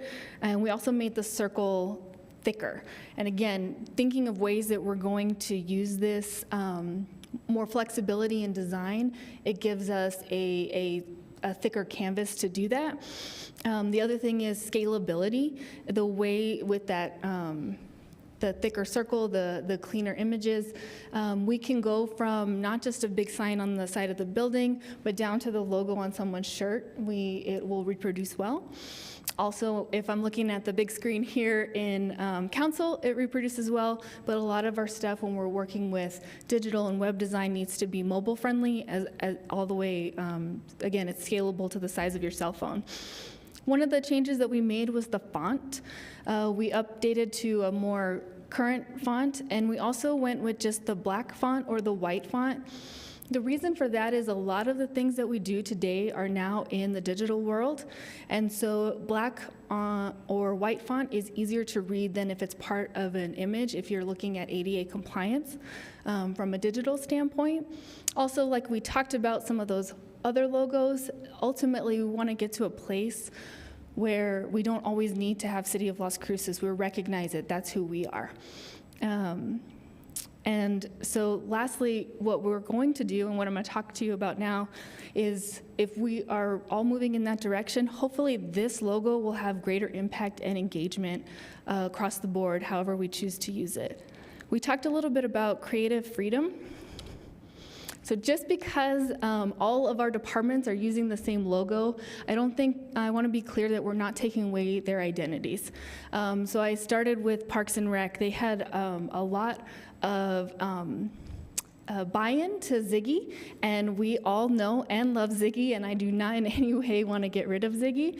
And so we'll find ways for him to interact with the city logo. Our airport is doing a lot of things thanks to council direction. We now have flights out of our airport, passenger flights, and so how do we continue to incorporate like that aviation aspect into the design elements? We will do that. And then Roadrunner Transit, going to all-electric buses. I am stealing their thunder here a little bit because we've been working on how those buses will look. You can see this new, engaging, really modern and exciting Roadrunner. Again, how do we make a city logo that ties in those elements? At this point, these are like our first set of drafts for some of the departments that we're working with. We will continue to work with all of the departments to develop colors, design elements that would work for them in the different goals that they have. But again, using that same logo across the board, but still being able to do some really fun, engaging things with it. So next up is implementation. Couple of things that we have to get done. This is a very big project. We're going to move forward with getting a logo inventory. We'll have to meet with all of the departments and find out where all the logos are. We know some of those places are very obvious to us. There's a sign on the side of the building that we know where that is, but sometimes we then get surprised when we find documents a couple years later. So we're going to try and get ahead of that now. We are going to work through a transition year. What are some things that can be changed right away? All of our marketing materials will start to be updated now. Things that get updated in the normal course of doing business, like new business cards, we can update those right away. There are some bigger ticket budget items which we know we'll have to address and assess. Like the signage on the building, and most likely will come to you not in the fiscal year budget you're being presented in 2 weeks, but the one a year from now. We also have some fleet. I've already spoken with Luis about how are we best going to update our vehicles. I want to talk about swag a little bit, and just anecdotally, before my time in communications, they had Christmas tree lighting, and the communications office had beanies with just the city logo, and it was one of the most popular giveaway items. We still get asked about them, and so we'll be trying to figure out ways that we can roll out updated swag, shirts, beanies, not just to our employees though. We want to see this across our community so people can be proud of where they come from. I think Ifo told me when he moved here he was surprised he couldn't find any shirts that said Las Cruces, and so we're going to change that. We also realize long term there are some things that we may not update. And so I will tell you what those will be. I consider these sort of like legacy items where it wouldn't make financial sense to do that. On some of our overpasses on the interstate, we're going to leave those alone. And in those cases, those logos are close enough to what we have now that again, it's that transition, it makes sense. At the Brannigan Cultural Center, they have these beautiful wrought iron gates with their current museum's logo, and we will probably leave those in place. For the utilities logo, they have manhole covers, and I'm not sure that everyone is looking at the manholes to be updated, so we will probably leave those alone as well. So again, as we take this inventory of all of our logos, we will figure out all the places where people are seeing it, identifying and engaging with it, and some where it's not fiscally responsible to make that change, and instead just make the change moving forward. And then where could we be in the future? And so besides the signage all matching on our buildings and the floor at Mearshite and the banners that are up on downtown and on Hadley and on Lowman, if you really think big picture, some things that could be really fun, we have a big blank wall on, outside of City Hall in our parking garage. How could we engage with artists and do some public art pieces that had different fun logos? How could we potentially, in a park, have a giant sign where people go and take selfies when they come to visit Las Cruces? So those are potentially the places that we could go in the future as we continue to build on this brand, and so it's more recognizable, it's stronger. We know there's a little bit of spark right now, and we really want to feed that. So when people see this logo and this icon, they think, this looks like home. And with that, I'll stand for questions. Councilor Beta and then Councilor Flores. Thank you, Mayor. And thank you for this presentation and for the new logos. I particularly like the one that shows off our Oregon mountains. I am curious, as we talked about rolling things out, how we're going to chat with our partners like Mavita that goes out and kind of markets with us, because I know we want to make sure that they have all that updated information if they're going to be kind of on that first end of individuals we'll work with. Thank you, Mayor. Councilor Abeyta, as we're working with each of the departments, we'll be working with each of their partners. And so we'll work through that process. I know with Mavita, we've been doing some advertising for the industrial park. That's one of the logos that we'll also have to update, because we did come up with a brand or an icon, and we'll have to change that over to the city icon. Okay, great. And I guess, you know, when we talk about branding and marketing, I think it's really important. I feel like one of our roles as counselors is to kind of help market the city when we go out places. I want to be a champion for it because I love it here. And so it's really great to have like identifiable items, things that we can go out when I've started to engage with other places, you know, whether it's a pin that somebody gives you that has that logo on it, and it's just easy to remember. So I know that can be really important with identification.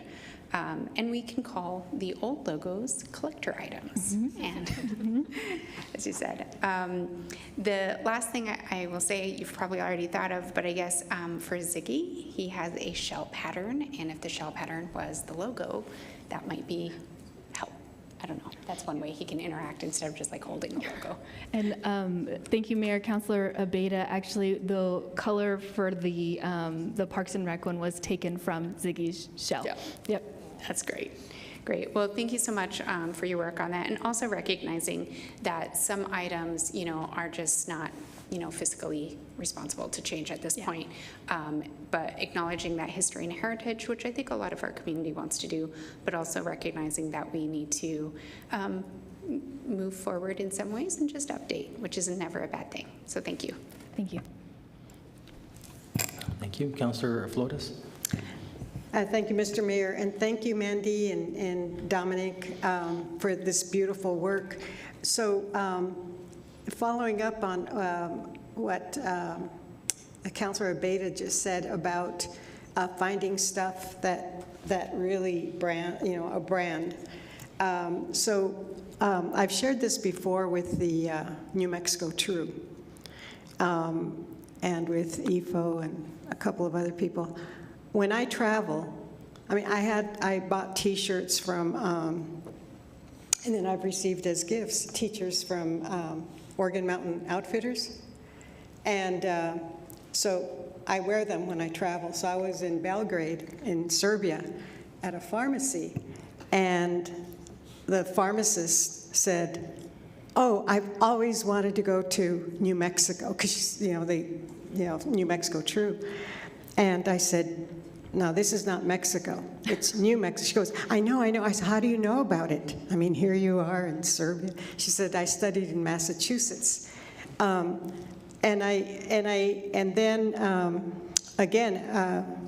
Outfitters, the T-shirt place, had one that says Las Cruces. So I wore that when I was in England, and people would just look at it, England. They probably thought if they would have asked. But the point, though, is that the only thing I would add to the logo, maybe the T-shirts, is maybe just a little Las Cruces, New Mexico. And then, and it's just, but I think it's wonderful. And I know that we worked really hard on the logo for the airport, and I thought it was so beautiful. So I'm really happy to see that you're incorporating. Is it going to stay pretty much the way it was shown, with an airplane coming out and the logo? Yeah. So I just wanted to make sure. So, because Andy worked really hard on that. We met and thought, voted on it and everything. So I want to thank you for this. I think it's going to be dynamite. And also, we have our sister city coming up, visiting us. And then there's a delegation going in August. So can we provide our delegation people, our Germans from Nuremberg, with something like the pin? Because I love our city council pin, and then the one that we give to guests is almost the same. So can we do that, Mr. Peely? Oh, great. I'm asking Mandy. Mandy, can you do this, please? Thank you, Mr. Peely. Thank you so much again, Mandy and Dominic. Thank you. Thank you, Mr. Mayor. Anybody else? Councilor Bencomo? Thank you. Thanks so much, y'all, for the presentation. The video is amazing, by the way. Can you go back to the slide with the current departmental logos?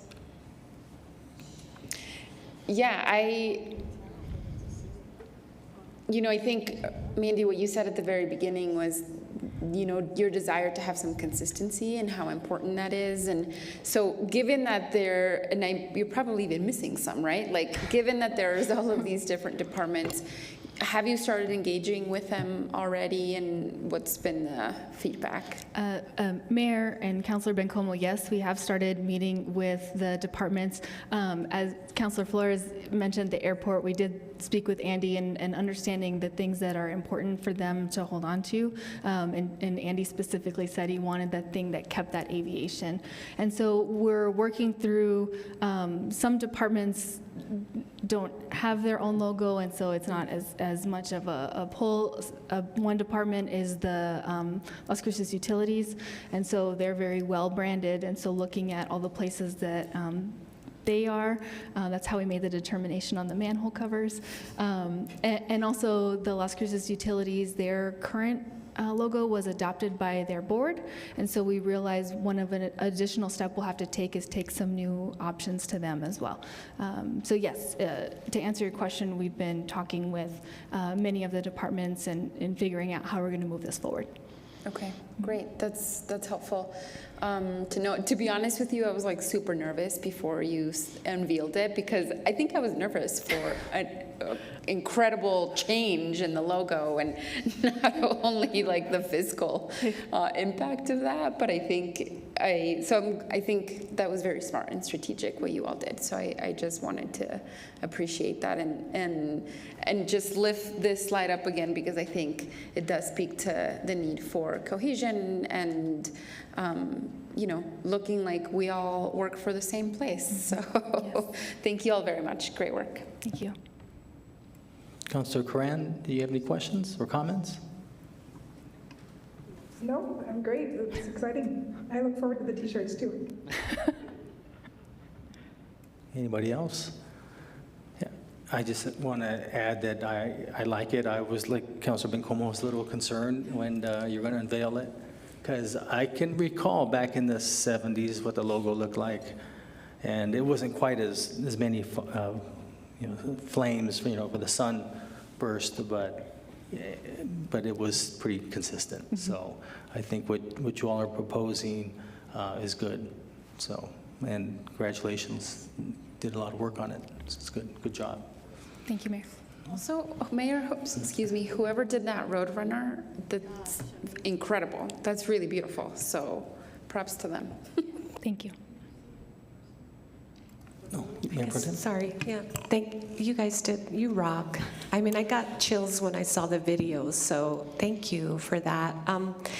I just trusted y'all that you were gonna just keep right our identity and evolve, and you all know, because you work with it all the time, that it looked differently, and I get that piece. But Mayor, you brought up an interesting point last week about the logo and trademark and copyright. I didn't know if it was a concern, right? People pulling it without our permission, those kinds of things. And I just wanted to bring that up, Mandy, as something that you're thinking about. I'm not sure if that if we found that out yet. Do you have any information about that?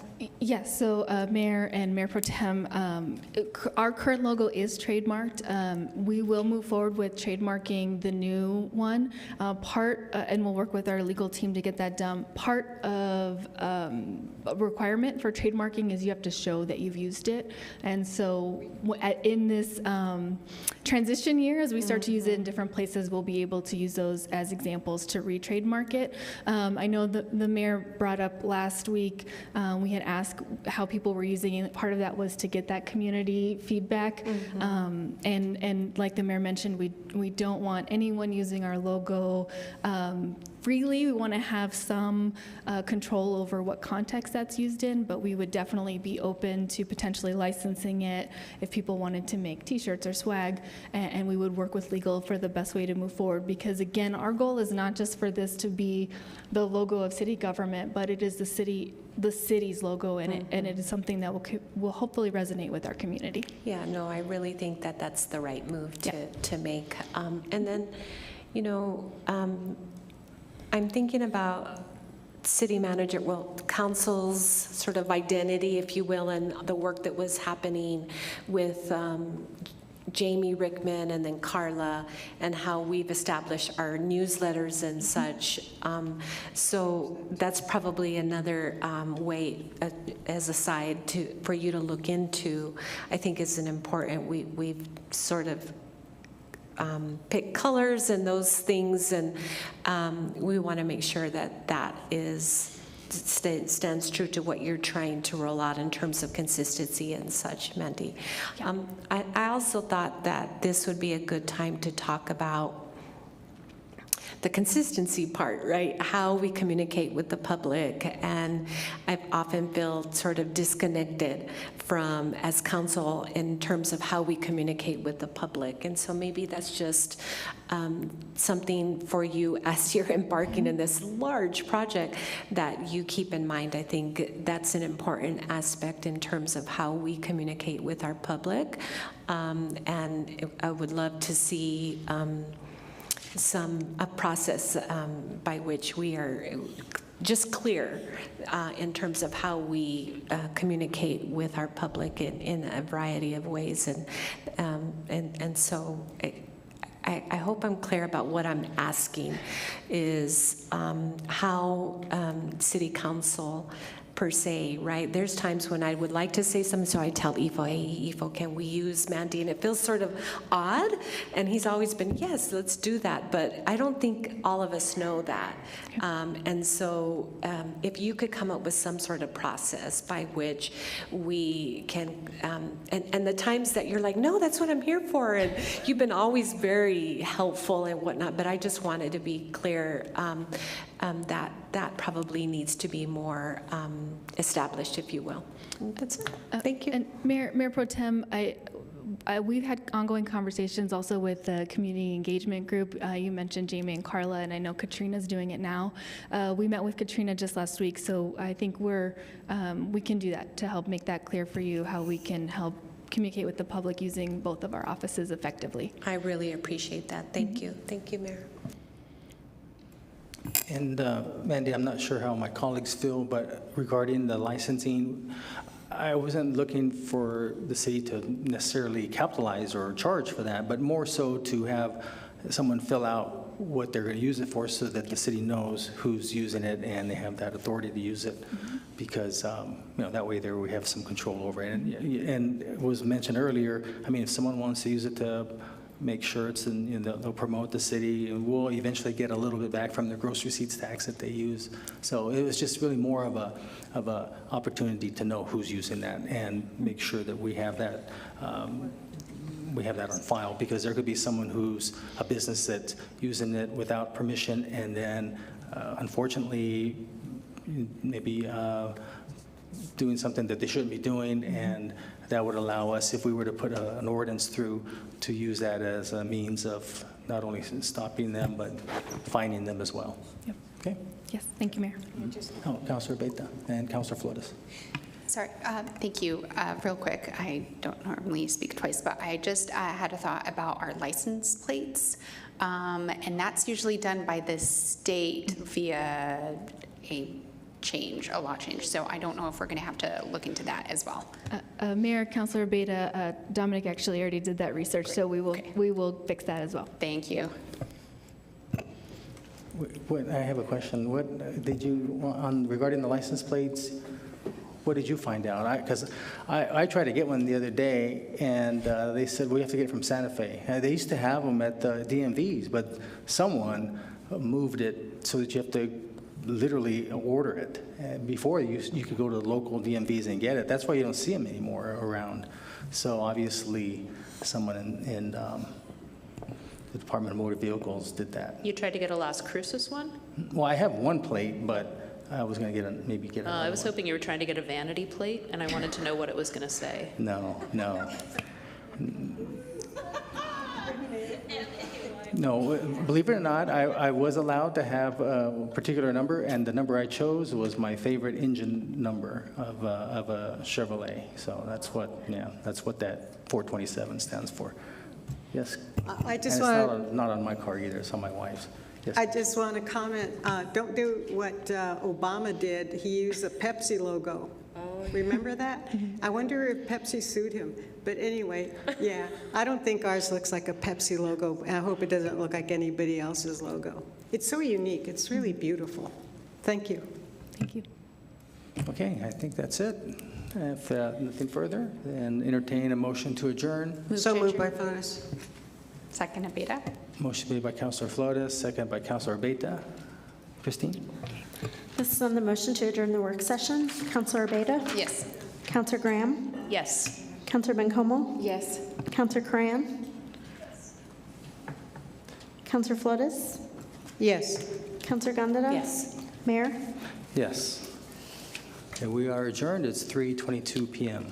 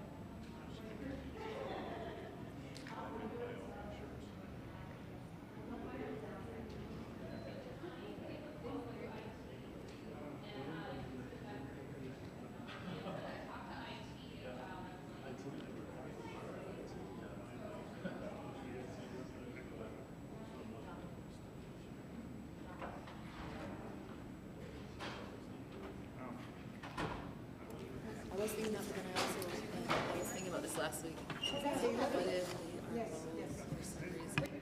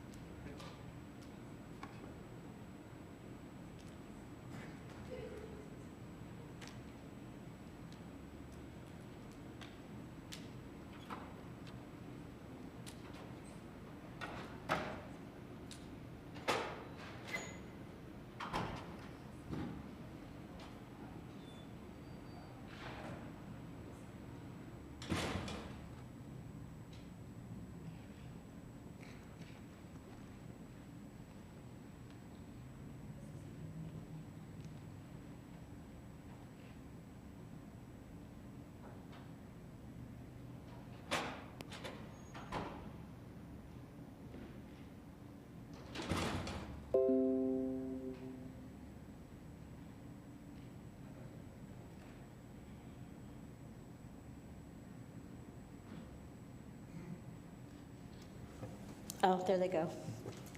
Okay. This is the agenda setting meeting for our April 17th, 2023 City Council meeting. Number 1, non-consent. 1 non-consent. 2, non-consent. 2 non-consent. 3, non-consent. 3 non-consent.